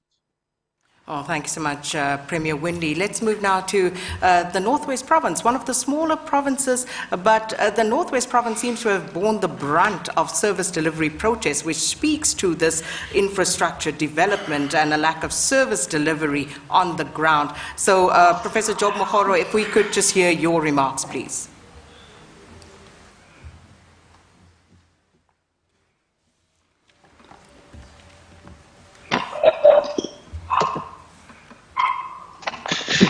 Thank you very much. Thank you very much, Mr. President and your team.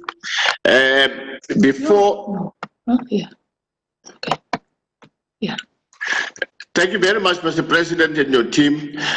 Before the outbreak of COVID-19, you really instilled a lot of hope and forward-looking within the nation through your various initiatives around investment, around finding opportunities for young people, and so on. Then we were struck by COVID-19, and once more, Mr. President, you rose up to the occasion and provided the necessary, critically needed leadership. And whilst we are in the midst of COVID-19, Mr. President, we really welcome the development of today, sustainable infrastructure development. And I think all these strides, all these initiatives point to one thing, that the South African nation should never lose hope. We must always look at adversity and find opportunities. Indeed, there is a silver lining within the dark cloud called COVID-19. And one component of the silver lining is to find tremendous opportunity in doing things differently, better, as we prepare and implement the new normal, where we will be focusing on matters of state capacity, which is very, very crucial for the topic under discussion today, where we look at public-private, community, civil society relationships, and ensure that the necessary capacity to expand and expedite development takes place.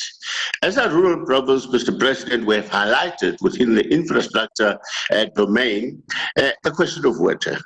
In particular within rural areas, particularly in the far-flung areas.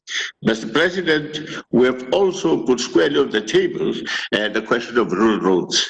We all know the impact of the state of our rural roads on social services, on economic development. With regard to social services, I think it is common knowledge that accessing health services, accessing education, accessing security becomes a very, very difficult and challenging process for people who live in rural areas. Mr. President, the requirements that we have are very, very clear. I've identified the question of water. It continues to be crucial, has been further highlighted with the outbreak of COVID-19. We're really moving far with your assistance with the Department of Water and Sanitation in making sure that we respond adequately to our people. The question of renewable energy is something that we have long had on the agenda, especially solar and waste and biomass, so that such energy initiatives will play an increasingly important role in the decades to come and contribute much to the share of provincial energy consumption. Accelerated investment, as I say, in roads, particularly rural roads, but also roads that are linked to the economic sector, such as tourism, which is quite a major sector within the province. Economic roads that are linked to agriculture, also very, very important if one considers the Maize Triangle in the western part of the province. If one considers that we actually, as a province, are housed to the Texas of South Africa, again around the Vryburg and surrounding areas. Mr. President, we have increasingly raised the question of information and communication technology, especially with regard to improving our broadband width. This has been further emphasized, Mr. President, with the advent and breakout of the pandemic and the fact that schooling and other activities suddenly have to speed up preparation and capability for the new normal. And one critical element of this new normal is, of course, the question of 4IR. Mr. President, in the eastern part of the province, adjacent to Gauteng, we have an IDZ, which depends largely on the necessary and appropriate infrastructure. Mr. President, we welcome the broadening of financing as articulated by Dr. Ramokgopa which includes commercial aspect, blended, as well as fiscus. I think in the past, we have, in a way that has now been reviewed and makes much better sense, where we cannot really rely on the fiscus alone to promote economic growth and development. And I think this broadening really helps us to move with much greater impetus. And then, Mr. President, thank you very much. We look forward to a brighter future, notwithstanding the dark cloud of COVID-19. Thank you. Thank you, Premier Mohoro, and I think in keeping really with the problems that we constantly report on that are taking place in the Northwest Province, a whole shopping list of demands, requests there by Premier Job Mohoro for the President and all the financiers here. So much to be done there. And then perhaps one of our female premiers, Sisi Ntombela from the Free State. Again, a mini problem, and many seems to be rooted in another issue that I don't necessarily want to highlight now because I want to come to later, but just your response to the President.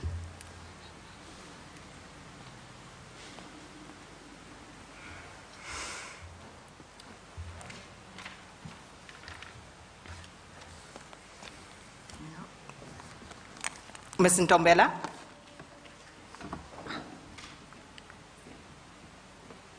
Well, don't seem to have a connection there. Let me move from there to the President of SALGA, the Local Government Association of South Africa. And of course, as you said, when I asked about expectations from this particular symposium, you spoke about being at the coalface, where the delivery actually happens.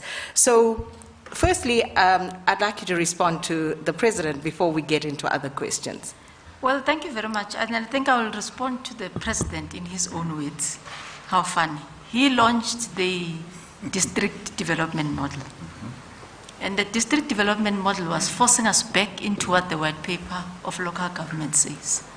It says centralize, coordination, so that you can enhance your skill, limited where it is, and stretch your rent further. And I think we're at the level of COVID-19, which actually says to us, stretch the rent further, but providing quality. And just to get into the crux of that, we then got deep at work to start with National Treasury, Public Works with the program of capital expanded work projects in municipalities, which takes the 8 metros, 22 intermediary cities, that is Umhlutuze, in Richards Bay, Polokwane, Rustenburg, Umsunduzi, Maritzburg, which are intermediary cities, 22 of them, and coupled with that, 42 districts. So currently, as we're sitting to support the base of what Department of Public Works and Infrastructure and Dr. Ramkhopa have worked on, we've got 74 municipalities which are already ready and reach to submit and receive these projects. But on top of that, would have been to plan together with Public Works as the sector to be able to say where you do not have the skill, how do you come in?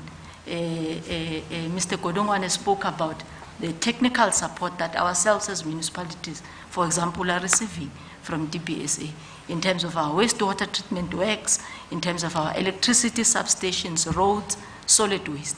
Because all these are critical elements that a municipality that is properly functioning needs to have to be able to absorb and maintain the projects of this magnitude that are coming to this municipality.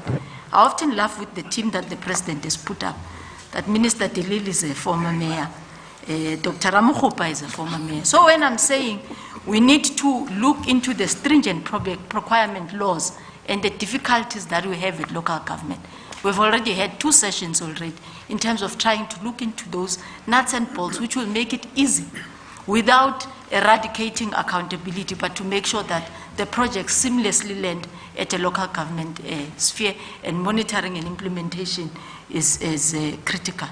You know, we always speak to technical and financial skills, but if you joined at the district level, you could have 3, 4 technical highly skilled people who will service 4 or 5 local municipalities which are linked into that particular district. In that way, you stretch the range further and you maximize, rather than hiring 4 or 5 technocrats who are supposed to be localized at all these local municipalities. You will then go into 44 and make sure that your work is well entrenched. Of course, I know I wouldn't escape the fault of not speaking about maladministration when it comes to local government.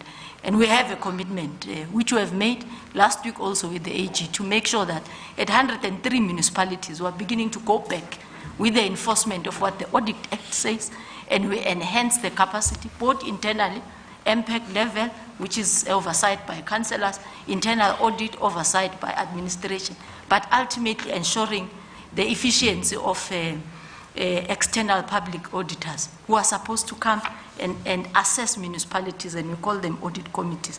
And we do believe that whatever the president will be sending to these 74 municipalities will then be able as a sphere to account appropriately for them, but would have made the situation and the whole municipality sphere conducive to receiving the projects that are within the development of government.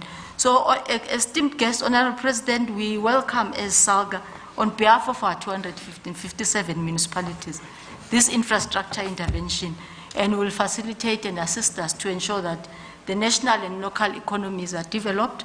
They've already been worsened by the pandemic.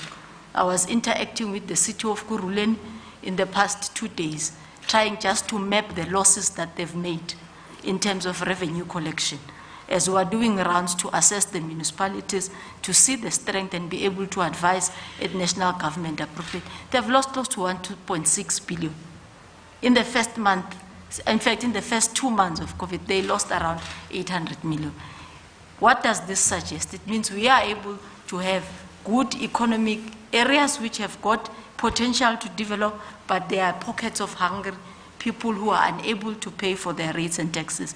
And often we talk of metros and say they are big, they are economically viable. But within the city of Johannesburg, you find Diepsloot. Within Ekurhuleni, you find Tembisa, for example. And they are not able to draw as much as they would want to do that. But we commit ourselves, as I conclude, with all the stakeholders to support municipalities, but also to be host to all the strategic infrastructure investment business. We will support you. I know it is a bit difficult sometimes to work with us, but we are trying to be flexible and ensure that the procurement laws that we are reviewing could be able to make it easy for direct investment to come at a municipal level. But with the partnership of Public Works and the Office of the President, I think we should be able to win, and even win much faster. Thank you very much. Thank you, Ms. Nkadimeng. And seeing that you were looking directly at Mr. Jaco Maria talking there about investment, let's talk to that investment perspective, Mr. Maria. Well, thank you, Sakina and President. I speak as an investment envoy who's spoken to hundreds of companies, both local and foreign, that operate in this arena. And I think it's fair to say that as a country, as South Africans, we have got a habit, I think, of trying to do too many things at once, at the same time. I really do worry when I hear about hundreds of projects that are being considered. We have to prioritize. Why do we have to prioritize? You have to prioritize if you want to get things done. You won't get anything done if you don't prioritize. And I think we really have to prioritize carefully between infrastructure that will increase the productive capacity of our country versus infrastructure which is critically needed, which is more social infrastructure, which is also important. But we have to get that balance right. And as President Adesina was saying, we really have to look beyond just particular infrastructure projects, but creating hubs where we can concentrate on exports, because we're going to repay all this debt that we incur, and we're going to have to export a lot more. So we need to think about prioritization. A lot has been said by you, President, and Minister de Lille about the time is now for execution, delivery, not for planning. To do that, you've got to do two things. You've got to liberate the private sector, free it up to be able to do what it does best, and we've got to quickly get a fast-track a policy framework so that we can do the PPPs and things that we need to do. We've been talking about this stuff for years, and we need to get it done very quickly. Something that the companies will all tell you that operate in this area is that they need to know that this is not just a flash in the pan, that it's something that's going to go on for many years. We all know that our construction companies are in terrible trouble, our engineering companies are in trouble, our steel companies are in trouble, our cement companies are all in trouble. They can only retool and fix and re-engineer themselves if they know that there's going to be a sustained round of projects of this size. There's no point in them gearing up for one project. That they need to do that. On the financing side, as the government debt to GDP ratio is projected possibly to head towards the 100% level, the government will not be able to finance these projects. Yes, they will be state-led. They have to be state-led. But they have to be financed by the private sector, DFIs, multilateral development banks, and so on.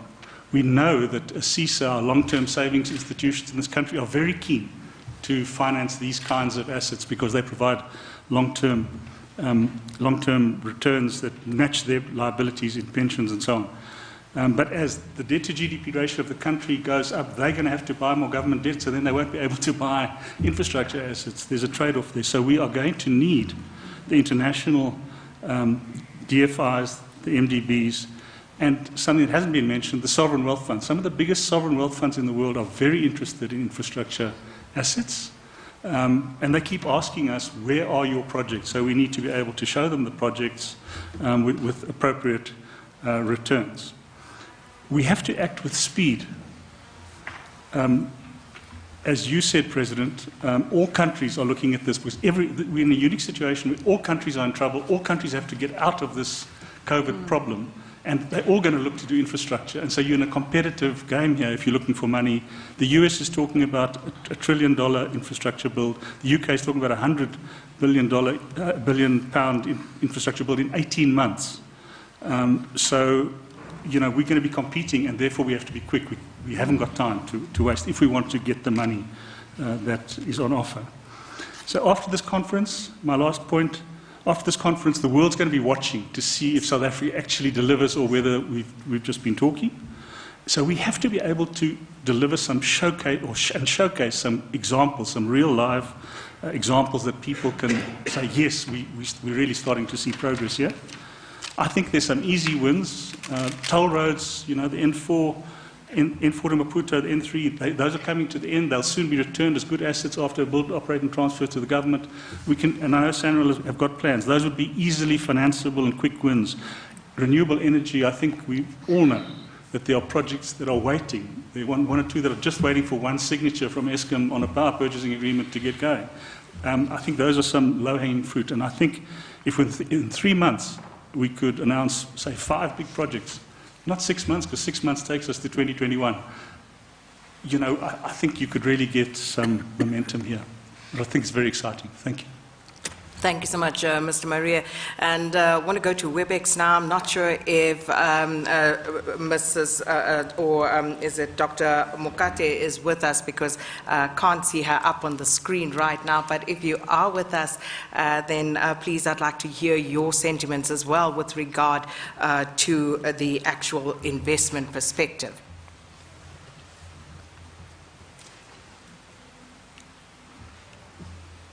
Can you hear me? And I can see you now. Welcome.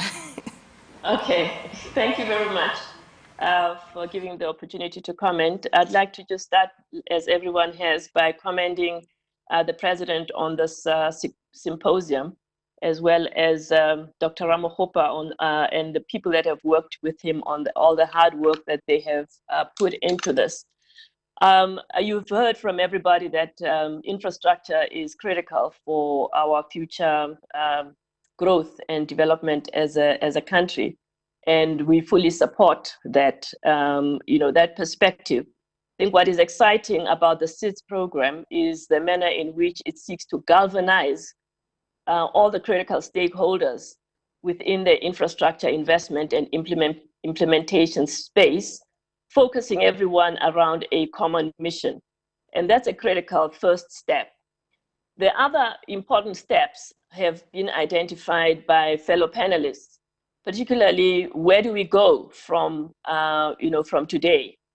The issues that need to be prioritized, in my view, have been identified by Dr. Ramaphosa, but I'd like to just emphasize those. The need to create a conducive policy and regulatory framework in all the different sectors that we have identified. We recently had a workshop with various experts from water, energy, and the digital infrastructure, and a common view that was presented was there is money out there, there are people that are willing to invest. However, one of the constraints is the policy and regulatory environment.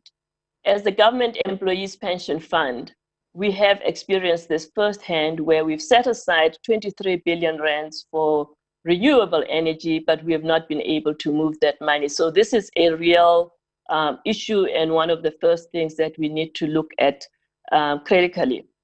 I would also echo the points that have been made about the need for us to prioritize and sequence the investment projects that we have in place and are identifying. And we need to also consider the trade-offs that might be associated with these different projects so that we maximize the amount, the rand and the skills that are at our disposal. So the idea of having compacting, of social compacting, I think is absolutely critical for the success of the SIDS program, because we've got to admit that we've got significant needs and we've got limited resources, whether it's financial or from a skills perspective. And we've got to focus on those things that enable us to achieve the greatest benefit for our society, both from an economic and a social point of view. And I have no doubt that if we are transparent and open about these trade-offs and the competition for resources, we will be in a far better position, to really move this program rapidly and in the right sort of direction. Just a final point as trustee of the Government Employees Pension Fund, and that is to say that pension funds are an important player in this arena. Leslie mentioned that as MDBs, they are hardwired to deal with crises. Pension funds are hardwired to deal with long-term investments as patient capital. But like everybody else, we do need that the projects must be fundable. They must be, finance ready. And so we would emphasize the steps that have been put in place and ensuring that they are really strengthened. And I'm talking about the design, the preparation, the feasibility, and so forth, so that we can be able to play an appropriate role as a pension fund. So we look forward to the continuation of the SIDS, ensuring that it makes an economic and social impact, and that all the talent in South Africa is mobilized around this very, very important mission that the president has set forth for us. Thank you. Thank you so much, Dr. Mokate. And I just want to ask of Mr. Martin Kingston, the Vice President of Business Unity South Africa, speaking about a public-private partnership. What sort of partnerships and funding models do we need to actually realize in order to meet our development needs? Thank you. Well, we have already discussed, and the President started this morning by talking about the new relationship that has been established between business, government, and other social partners. And I think we need to consider that in the context of the dark cloud, as one of the premiers referred to, in which we currently find ourselves.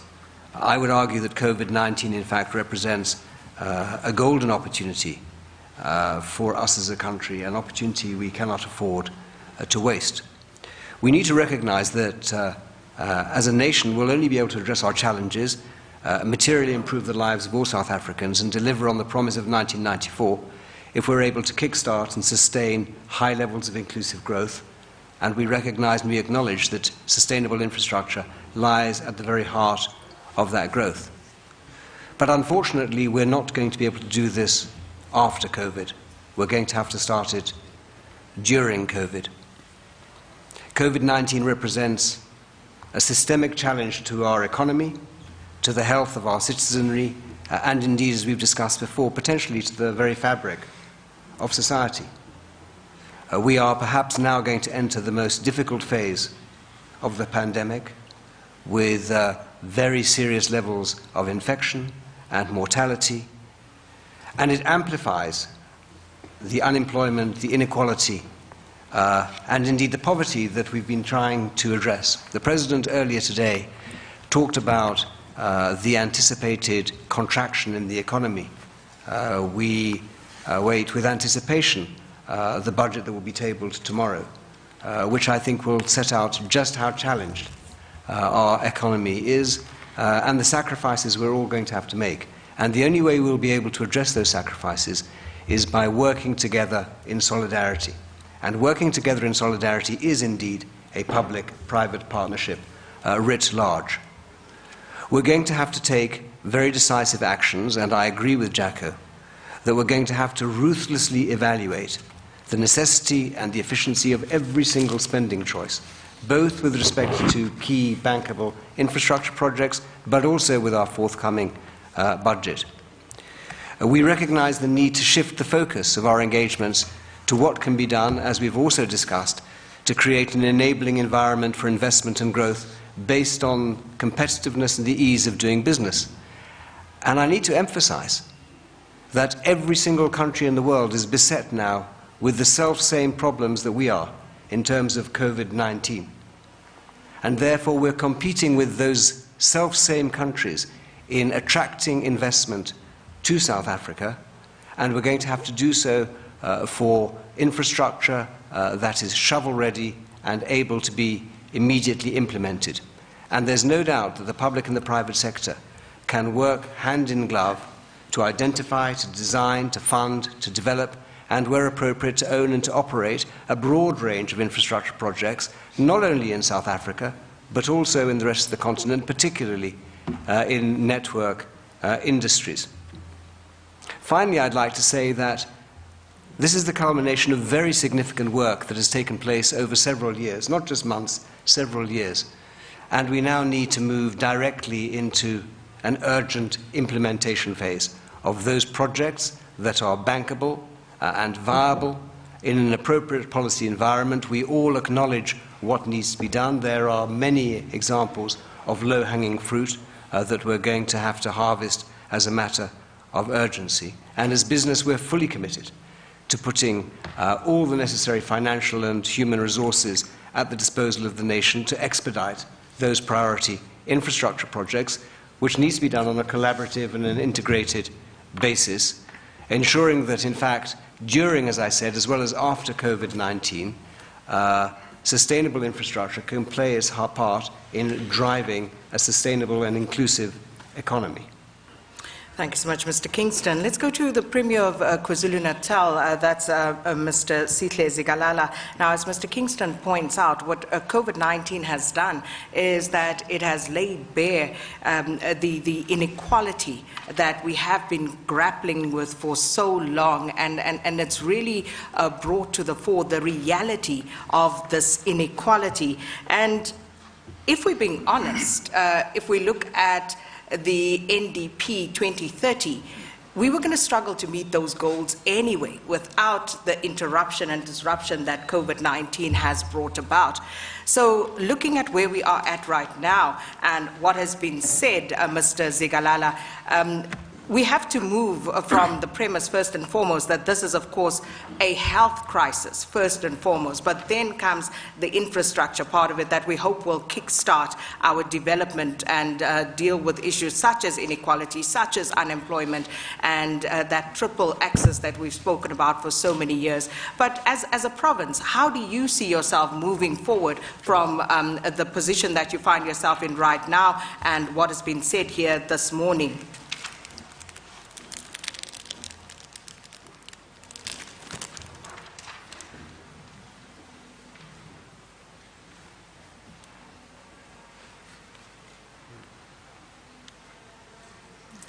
Mr. Zigalala?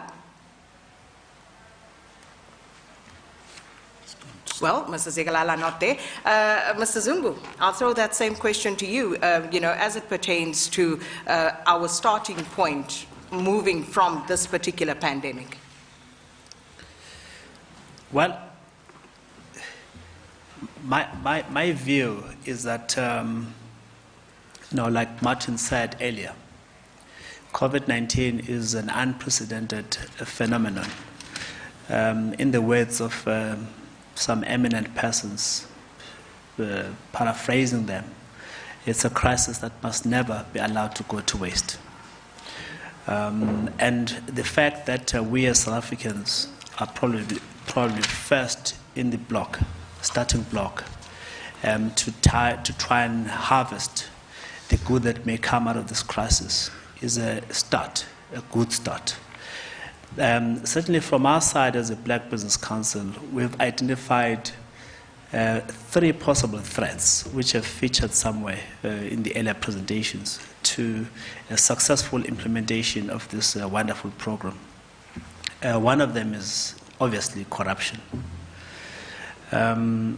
You will remember that there was a massive infrastructure build leading up to 2019. The construction players were guilty, admittedly, and they entered into what is called the voluntary rebuilding program. That has led to a massive transformation in the sector. As you'll have noted, Marian Roberts, for example, sold its corn crop business to Black players. Avenge did the same thing. Some major players like Stephanie Stokes have entered into impressive BE programs. We will not allow this corruption to happen under our watch as an organization of business.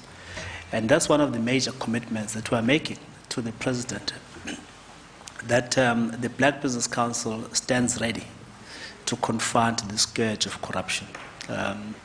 We're inviting international players to assist us, and we have to give them that commitment that every rand solicited to go into infrastructure will be well spent. And we stand as organized business formation, as guardians, as vigilant players to ensure that indeed that happens. The second threat is exclusion. In the context of what is sweeping the world today, which is Black Lives Matter, women are also adding, women lives matter. They certainly matter in the economy. So Black Lives Matter in the economy. We cannot afford a situation where 200, $500 billion rands spent in the infrastructure, we again cry that Black people were excluded, women felt marginalized, young people marginalized. We must not have exclusion happening or continuing to happen in our own shores. So we'll be watching very jealously against that. Number 3, the capability and the capacity of the state. It's become a cliche. It's probably not a South African phenomenon. It's a world phenomenon. State agencies fail to contract properly. And hence you have cost overruns, you have shoddy workmanship, and they're unable to litigate successfully against the culprits.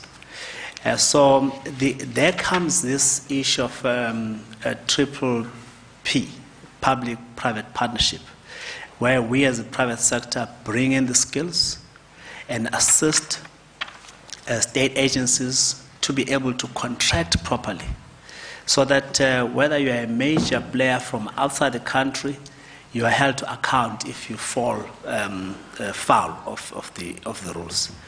The last point from our side is South African commercial banks must come to the party. In most cases, as Black business, we have complained that we're not taken seriously by them. They don't advance credit to them.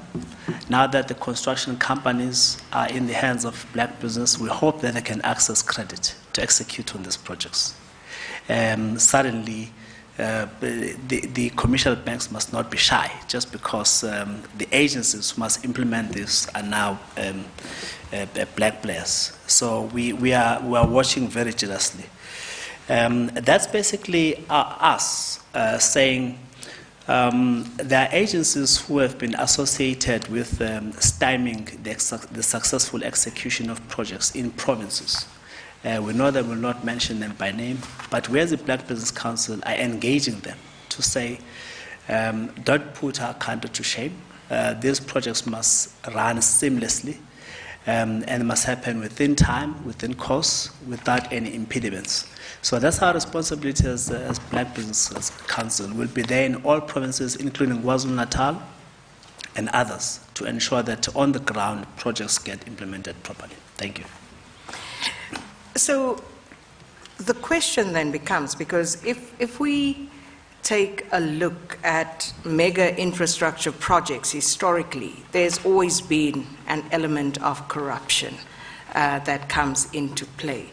So how do we better capacitate and recalibrate the state to deal with this corruption? And, if we have with us Ms. Renosi Mokate from the President's Advisory Council, maybe she can give us a sense of what the state intends to do.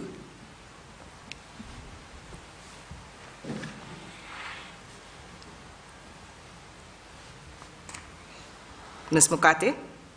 Yes, I'm here, Sakina. Thank you very much.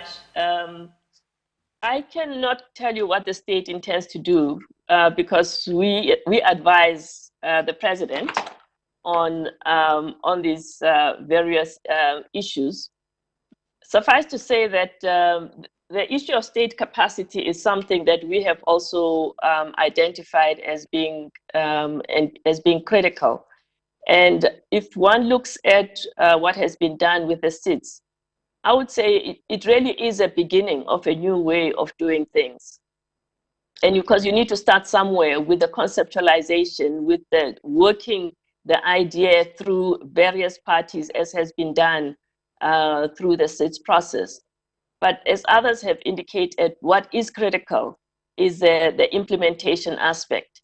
And the points that have been raised by Mr. Zungu around corruption being a huge leakage in the process of trying to implement any project within the state, and this is from both from all players have to take accountability and responsibility for this, and as well as the other points that he has made about inclusion.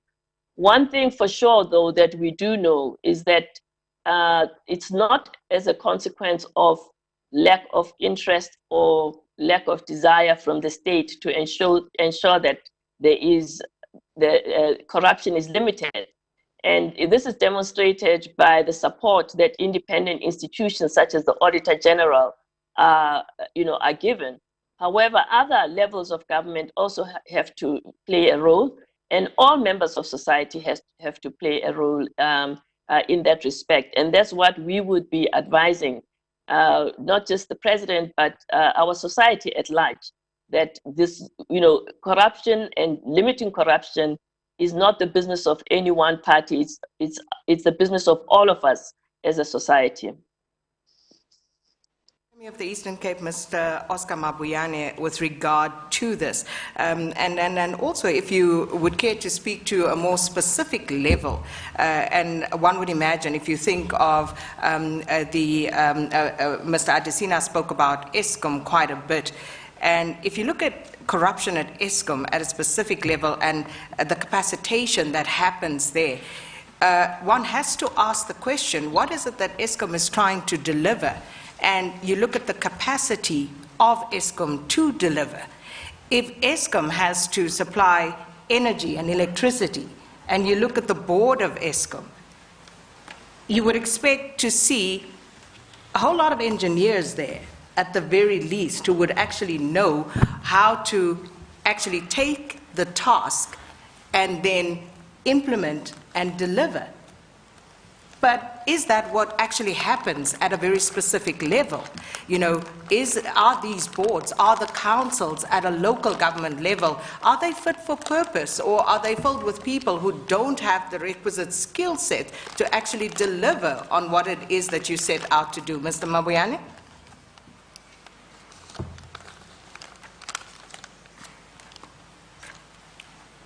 Didn't see him. Yeah, I saw his name just now, but I think he's gone. It was his MEC for Public Works. Was it the MEC? Because is the MEC still there? Zigalala is there now. I see Mr. Zigalala is there now. Okay, Mr. Zigalala, maybe we can put this to you.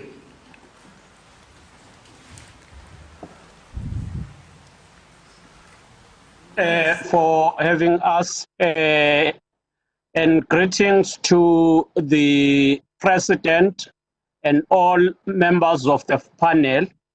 Well, what is important is to ensure that this program is initiated and led by the province is rolled out throughout the country with the participation of all stakeholders, and ensure that there is transparency in everything that is being done to avoid and prevent any form of corrupt practices that might happen. But for us in KwaZulu-Natal, I think it would be better to respond to that initial question you posed about addressing inequality. That's why some of the projects we have submitted are spread throughout KwaZulu-Natal, including rural areas.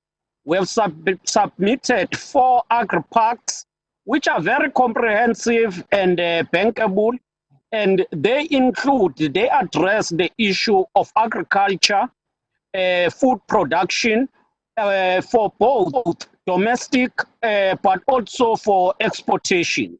Now, we have also focused on the energy, with Richards Bay being a point of renewable energy, as well as the port development. And the port development is quite important for us as it connects us with the whole of SADC.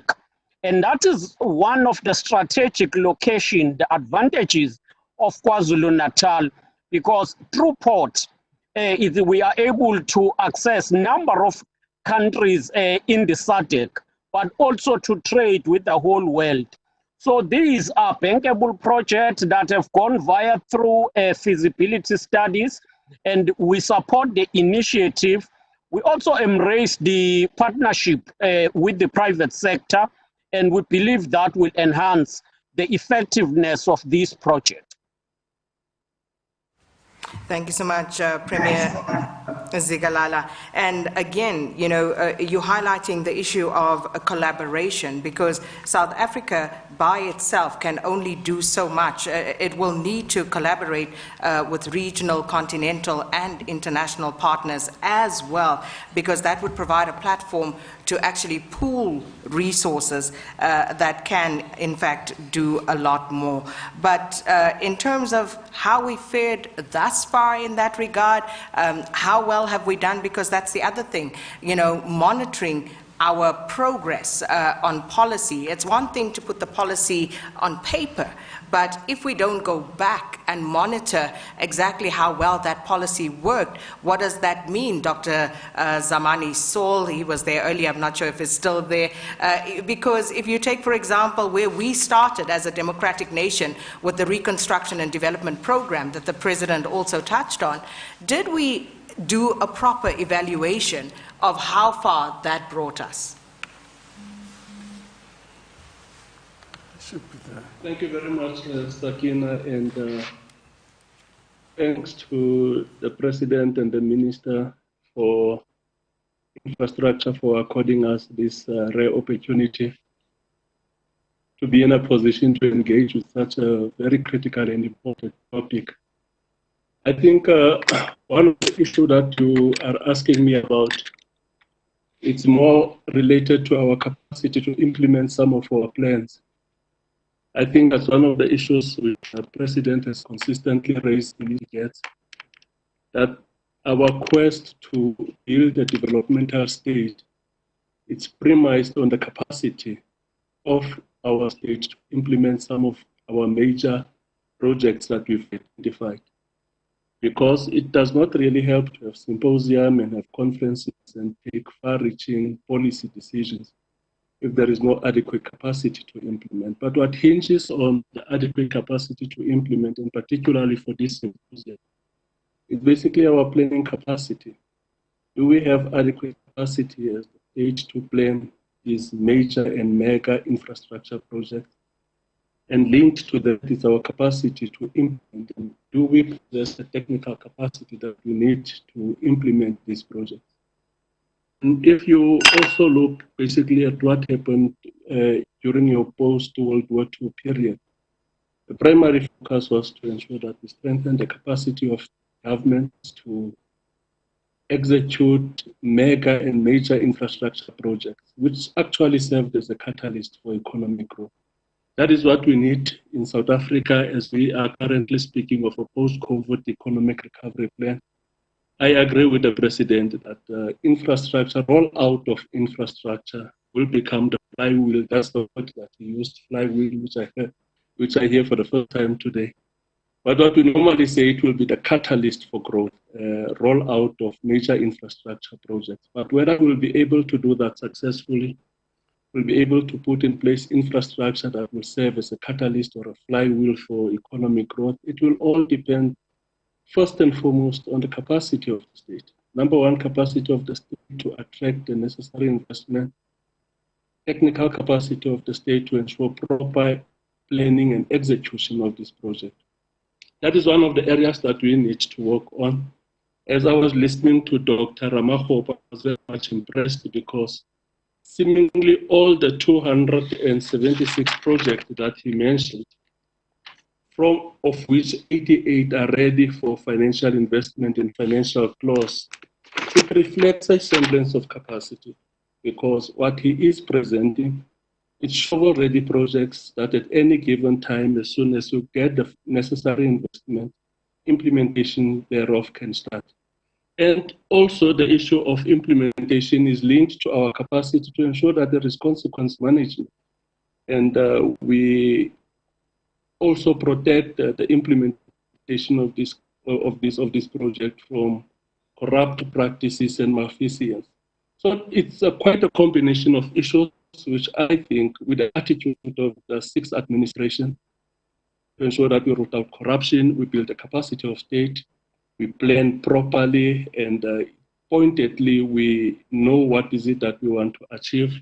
I'm quite confident that there is the necessary capacity to ensure that we execute these programs to grow our economy post-COVID. I firmly agree with the view that whilst COVID causes a major disruption in all aspects of life, social, economic aspects of life, it presents us with an extraordinary opportunity for the first time to look into the structure, colonial structure of the South African economy.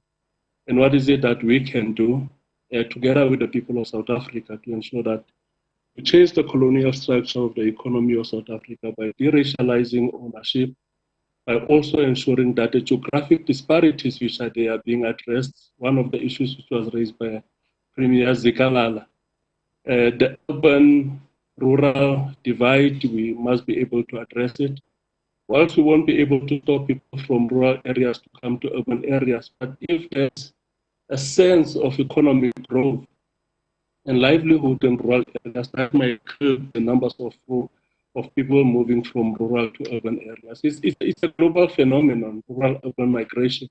But as soon as we create opportunities in rural areas that actually would curb that flow to which puts much greater pressure in terms of your service infrastructure in urban areas. But I think at the heart of all of these projects, if we want to have them to succeed, we need to strengthen our capacity. To implement them properly, we also need to strengthen our capacity to curb instances of malfeasance and corruption. Thank you very much. Thank you, Premier Saul. And I see we have some MECs with us as well, also on the WebEx forum. So let's speak to the MEC for Education in Gauteng, Mr. Panyaza Lesufi. Mr. Yakumaria earlier spoke about low-hanging fruit, and I think one of the failings, as it were, that many would point to of this government is the fact that 26 years into our democracy, we still have children having to go to school in infrastructure that is dilapidated. They still have to use pit latrines, and school infrastructure to a certain extent remains a problem. So how do we speak to that problem in this particular context, Mr. Lesufi?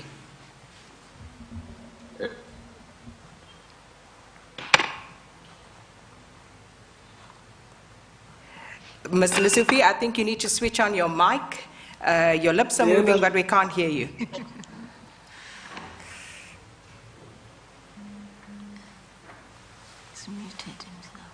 Thank you so much, Sakina. His Excellency, Mr. President, and the team, as well as fellow panelists. Sakina, thanks so much for the question, even though I'm representing our Premier, who unfortunately has a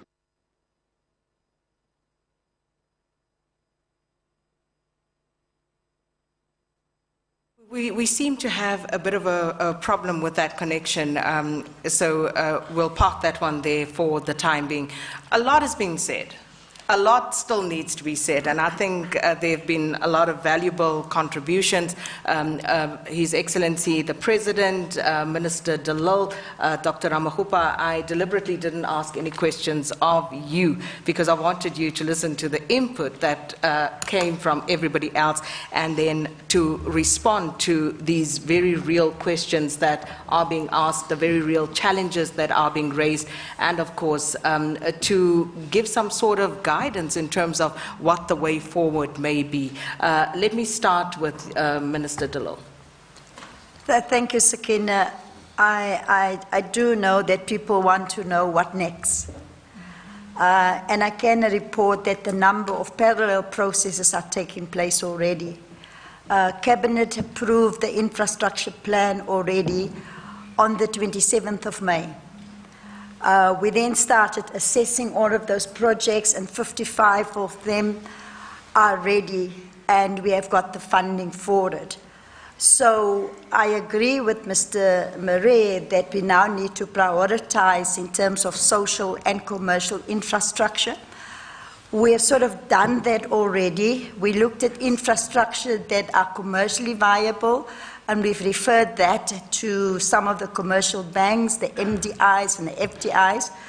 Then we looked at, projects that are requiring blended finance, and we sent that to the DBSA and the infrastructure fund that the President established a year ago to see if we get funding from there. And then also infrastructure projects that will be solely funded by the fiscus. So we engage with National Treasury so that there is money in the current financial year, and we will be accessing that. Then also we were waiting for the President today to engage with all of you. So by next week, Tuesday, there's a provision in the Infrastructure Development Act whereby all of these projects will now be gazetted. By gazetting them, they can then be classified as urgent, and then also we will also then have what we call an expedited mechanism in the act that we will use to do that. Then the issue of accountability. It's worked in right through the system. The Cabinet will receive a report on a quarterly basis. There's also the oversight of the Presidential Infrastructure Coordinating Council that the President chairs and convenes, and we have to report there. And finally, this President is very strict, so all ministers have got performance agreements, and I've signed mine already, so there are also targets in the minister's performance agreement. So I really look forward that government cannot do it alone. We need your help. We need all South Africans that can offer help to government to come, and let's do it together. I agree with Mr. Zungu that here's an opportunity now. If we have failed to transform in the past 26 years, Let us now look at the past and look some of the good things that happened in the past and take that forward, but dump the ones that didn't work in the past. So really a lot of work is in progress, and Dr. Ramagopa and myself and the teams and the teams from the private sector has been made available to us for another year, and we really want to thank the private sector for all the technical skills that they've provided to bring us to where we are today. Thank you, Sakina. Thank you, Minister Dalal. Before I get to Dr. Ramagopa, let me just bring in the MEC for Human Settlements in the Eastern Cape, Ms. Madigizela, and specifically speaking to the needs in the Eastern Cape before the President and Dr. Ramagopa gave their response here. And of course, the Eastern Cape also a province beset with many an infrastructure problem and backlog. So what would you like to contribute here? Thank you, Sakina. Greetings to the President, to the premiers and everyone around the round table. Chairperson of the dialogue, when the COVID-19 storm ends, a new world of opportunities await our country, and we must prepare now to define the economic path of which is premised on equitable development of provinces. That makes up our unitary state. Infrastructure development is a crucial crucial to achieve a new economic path. Thus, equitable development of infrastructure must not leave any province to fend for itself. We must approach the infrastructure development of our country. Actually, we must not approach the infrastructure development of our country as a tough, forbidding wars between provinces. Our approach, we feel it should be biased towards developing the infrastructure of our rural provinces, which were neglected by the apartheid era spatial planning. We strongly believe, Chair, if we fail to do that, then we are deliberately continuing an injustice like that one of the regime, the oppressors, and we run a risk of overwhelming the provinces that are currently receiving migrants from rural provinces. What we feel should not escape our minds is the fact that rural provinces, they have land and potential to grow economy of our country to a higher trajectory. And therefore, we should be deliberate about developing infrastructure in rural provinces, such as Eastern Cape. Not only in words, but also through our actions. It pains us, President, in the province to see some delays that the national government and the SOEs that we feel that they could unlock job opportunities, economic growth in our province. If the excuse is not budgetary constraints, it is a long-drawn feasibility studies, and the people we serve are becoming very impatient and agitated. Now, we continue to ask ourselves, how do we explain that a project like Umzimvu have been in planning by government since 2004 have not taken place? It has been talked about by various leaders of government. Yom Tombo and your Nelson Mandela waterfront development, and then a endless list of projects that have been talked about for years and they have not picked up with different reasons that you get. But the greatest challenge we face in our province in this 26th year of our democracy is unemployment, and youth unemployment in particular. Therefore, rolling out enabling infrastructure network, we feel it will create jobs, but more importantly, it will attract investors to come and create more sustainable jobs for our province. We want to record our appreciation for the direction of the President of the one government, one plan, and one budget agenda of the 6th term. We feel it will give us transparency in the implementation of infrastructure projects. The decision-making, particularly in municipal space, is critical for implementation of infrastructure projects. All of us must support local government to improve their turnaround times on decision-making. As the Eastern Cape, we want to acknowledge the approval of 7 catalytic projects that were submitted by Kuka SCZ for funding in the BFI. These projects will inject a total of 1.4 billion in our provincial economy and create jobs for our people. Sifuna ukuthi President asipheli mandla Mongameli. We are preparing to resubmit again for the projects that were not successful in the BFI.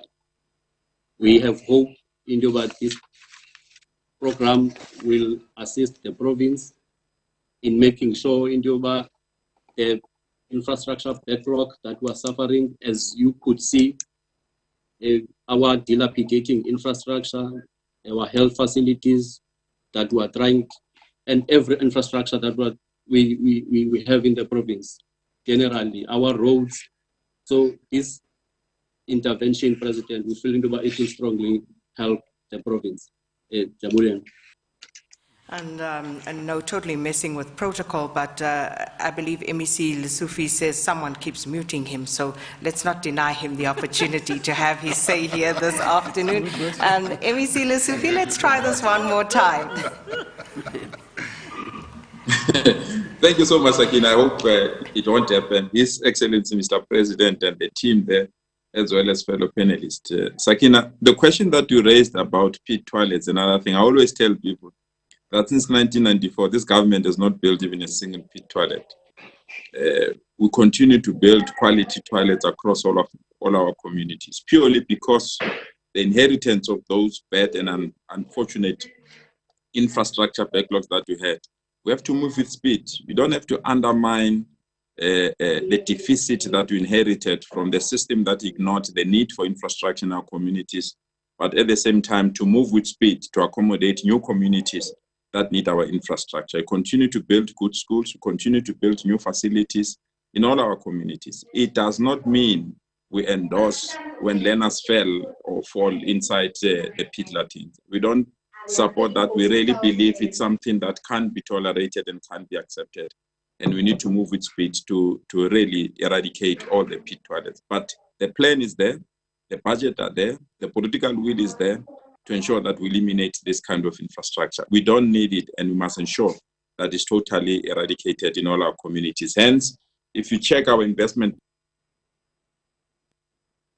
are occupying the highest level of investment in terms of projects and in terms of ensuring that we've got the capacity, the skill, and the talent to execute some of those particular programs.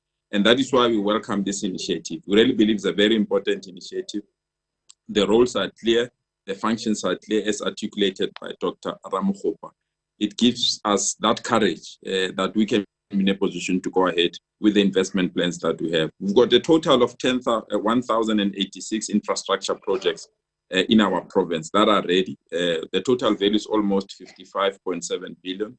We're working together with the Development Bank of South Africa to set up a special purpose vehicles to unlock these developments in areas where we really believe it will benefit our people. And if you check the major programs that we've put up, key and mainly are transport-related projects. If you check what we've done with the Gautrain, the need to commercialize all the taxi ranks, but also to promote rail and logistics in our province.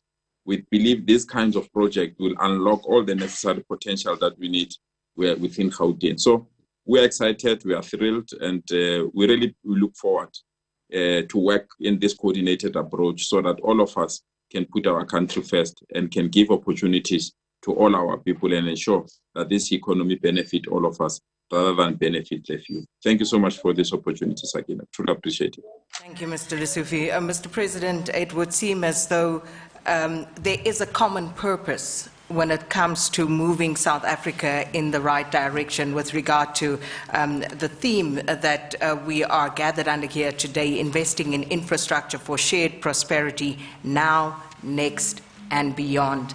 And this is, of course, going to be critical, because if South Africa does not address the triple axis of evil, which is inequality, and unemployment, especially exacerbated by the COVID-19 pandemic, we are going to face social instability. There's no two ways about it. Hence, these need to be addressed critically.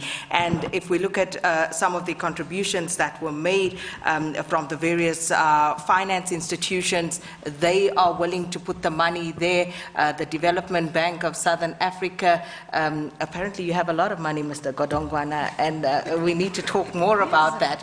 And so the money seems to be there. How we've missed it, I don't know, but as it has been said, there needs to be a prioritization, and the money needs to be spent on the projects and the developments for which it is meant. So, Mr. President, in response to all of these submissions, I hand over to you.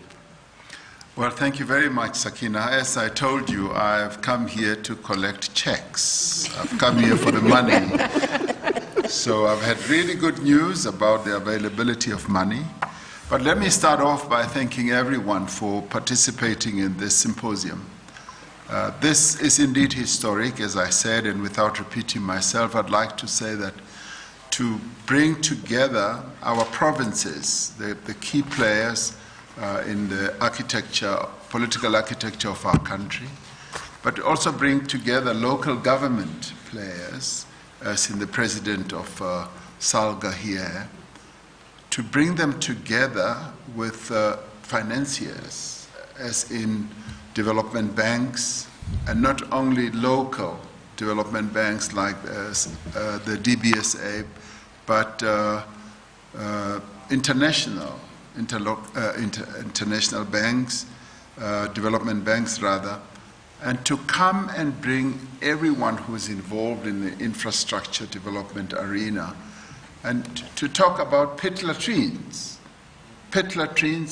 right up to the biggest dam that this country has to build, Umzimvubu, is phenomenal, and it is historic. What we have done in this sixth administration is to highlight the importance of infrastructure. Infrastructure, as I call it, will be the flywheel that is going to drive the engine of growth in our country. And we've started off by saying we needed a fund, but we also knew that we needed partners who will be key players with us in putting together funding that could be part of the infrastructure fund and even beyond. And we are delighted that we've got all these partners, African Development Bank and many others, the New Development Bank and many others, and indeed European development agencies who are prepared to be players with us. We are deadly serious. And this moment, as Mr. Kingston said, presents us with a great opportunity. COVID and post-COVID gives us this great opportunity to speed up the processes of developing infrastructure. Mr. Giacomarii says we need to prioritize, and indeed we must prioritize. We cannot do everything. We know that for a fact. We've got to choose projects that are doable, implementable, bankable, and where finance can be found and be ready. And those projects must answer to fixed investment, but there are also social investment projects that are also going to have to be the catalyst of getting all these projects done. But we also need to look at the good balance between rural and urban. And I'm delighted that our provinces are participating in this. Some of our provinces are purely rural and some of them are purely urban. And that brings together a wonderful mix. But it's a mix that can only work if there's good partnership between the private sector and the public sector.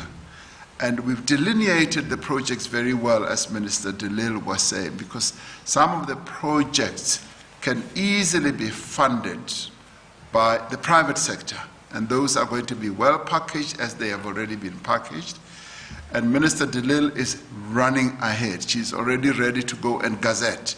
Those projects, as Dr. Ramokgopa was saying, are shovel ready, and funding has already been confirmed, and we are now ready to move ahead. We will announce in time, because I've said to my colleagues in government, I don't want us to be announcing and making promises to our people. We must announce when we turn the soil and we begin the construction work, so that our people can see that we are serious and we are moving ahead. This time round, we are going to fly with our projects, and it's going to be countrywide. We are not going to leave any of our provinces untouched. Each province in our country will be able to have their own catalytic projects. And those projects that will not be able to embark upon immediately, we will do so in time. And this is where what Mr. Giacomarii said. We will be able to prioritize, not do everything all at one go, and be able to do all these projects as we move on. This time around, I think we are fully energized. We are all operating under the dark cloud of COVID-19.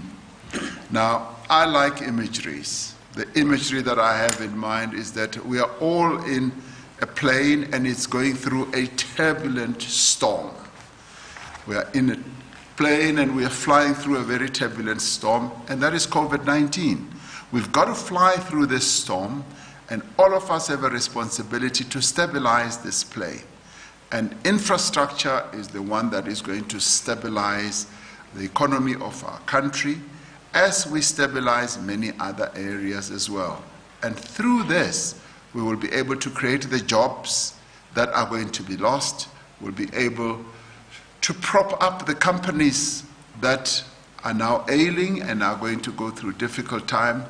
And of course, we are going to be able, Mr. Giacomarii, to have a more long-term sight for all those companies, so that they know that this is not a flash in the pot, that infrastructure play is what is going to be the mainstay of our economy, because our infrastructure in our country needs a lot of attention, from the building side of the infrastructure and from the maintenance side of the infrastructure.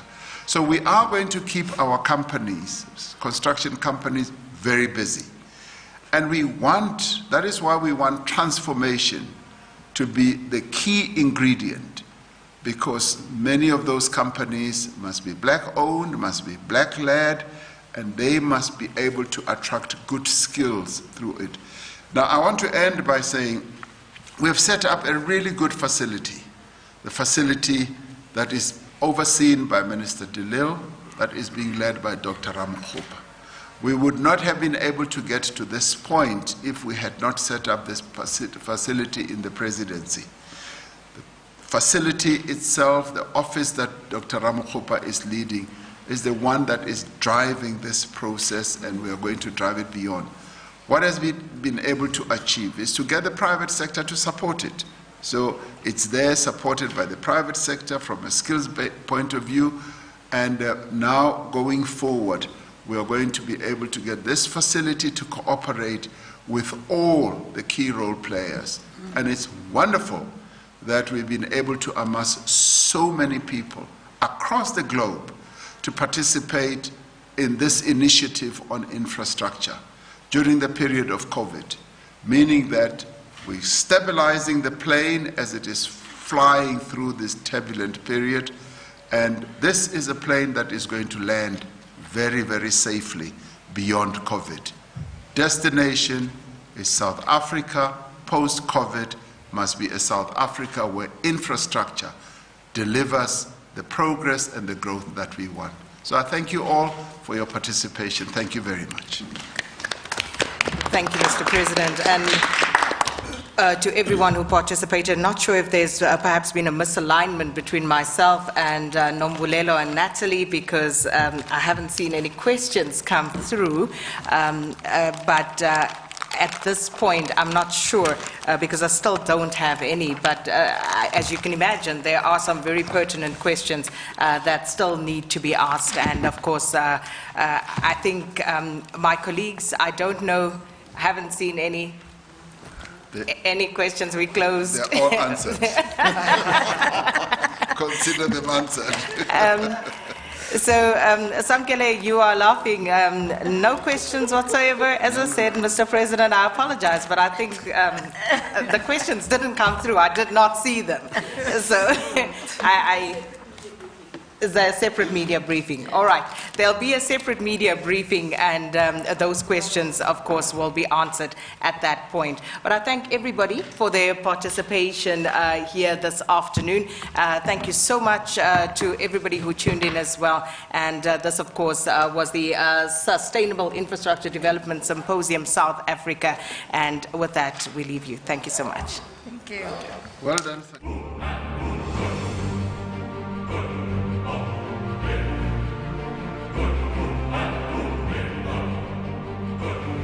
We, the people of South Africa, have always looked to the future. We have always overcome the odds. President Cyril Ramaphosa embodied this spirit when he called an urgent meeting with financiers and government stakeholders on the 18th of February. Here, he spoke openly of the many challenges that diminish the hard-earned gains of our democracy and undermine our national aspirations. Calling for extraordinary measures to reinvigorate our underperforming economy. He shared his vision for returning to a path of growth. That meeting became the official launch of today's Sustainable Infrastructure Development Symposium, a remarkable collaboration between government, business associations, and financial institutions. These key role players now have an opportunity to stimulate the economy through infrastructure development. A mission made all the more urgent in the wake of the economic fallout from COVID-19. These diverse, incredible minds are all committed to a shared objective. Urgent, real, and meaningful investment in infrastructure projects to boost the economy in the short term, drive higher long-term economic growth, address spatial disparities, create much-needed jobs, and ultimately transform society. This is the future we all want. This is the future we all believe in. This is the future we will create. Selected catalytic projects went through a technical and financial due diligence process. These projects aligned to the network industries: water, transport, energy, and digital infrastructure, as well as in sectors with high job absorption capacity, such as human settlements and agriculture, and the agro-processing sectors. Through these, a robust, credible infrastructure pipeline will be created, significantly increasing growth, setting South Africa on track to achieve key targets of the National Development Plan. These projects, each with attractive funding opportunities, have been thoroughly interrogated by the Investment and Infrastructure Office in collaboration with government state-owned enterprises, line ministries, multilateral development banks, and development finance institutions. This team of sector specialists, technical and financial structuring experts, and policy departments considered 276 project submissions from across private and public sectors. This symposium takes South Africa a big step forward. It will increase technical and financial engineering capacity. It will implement policy and regulatory reforms. It will require revisions to the public sector financing space and its infrastructure institutional framework. And it will result in a detailed infrastructure investment plan. That's the plan for South Africa: to rebuild our economy, to rediscover our strengths and skills, to recommit to our common ideals, to redefine a roadmap to a more productive future. The Sustainable Infrastructure Development Symposium of South Africa, an inclusive journey to economic growth. Let's grow South Africa.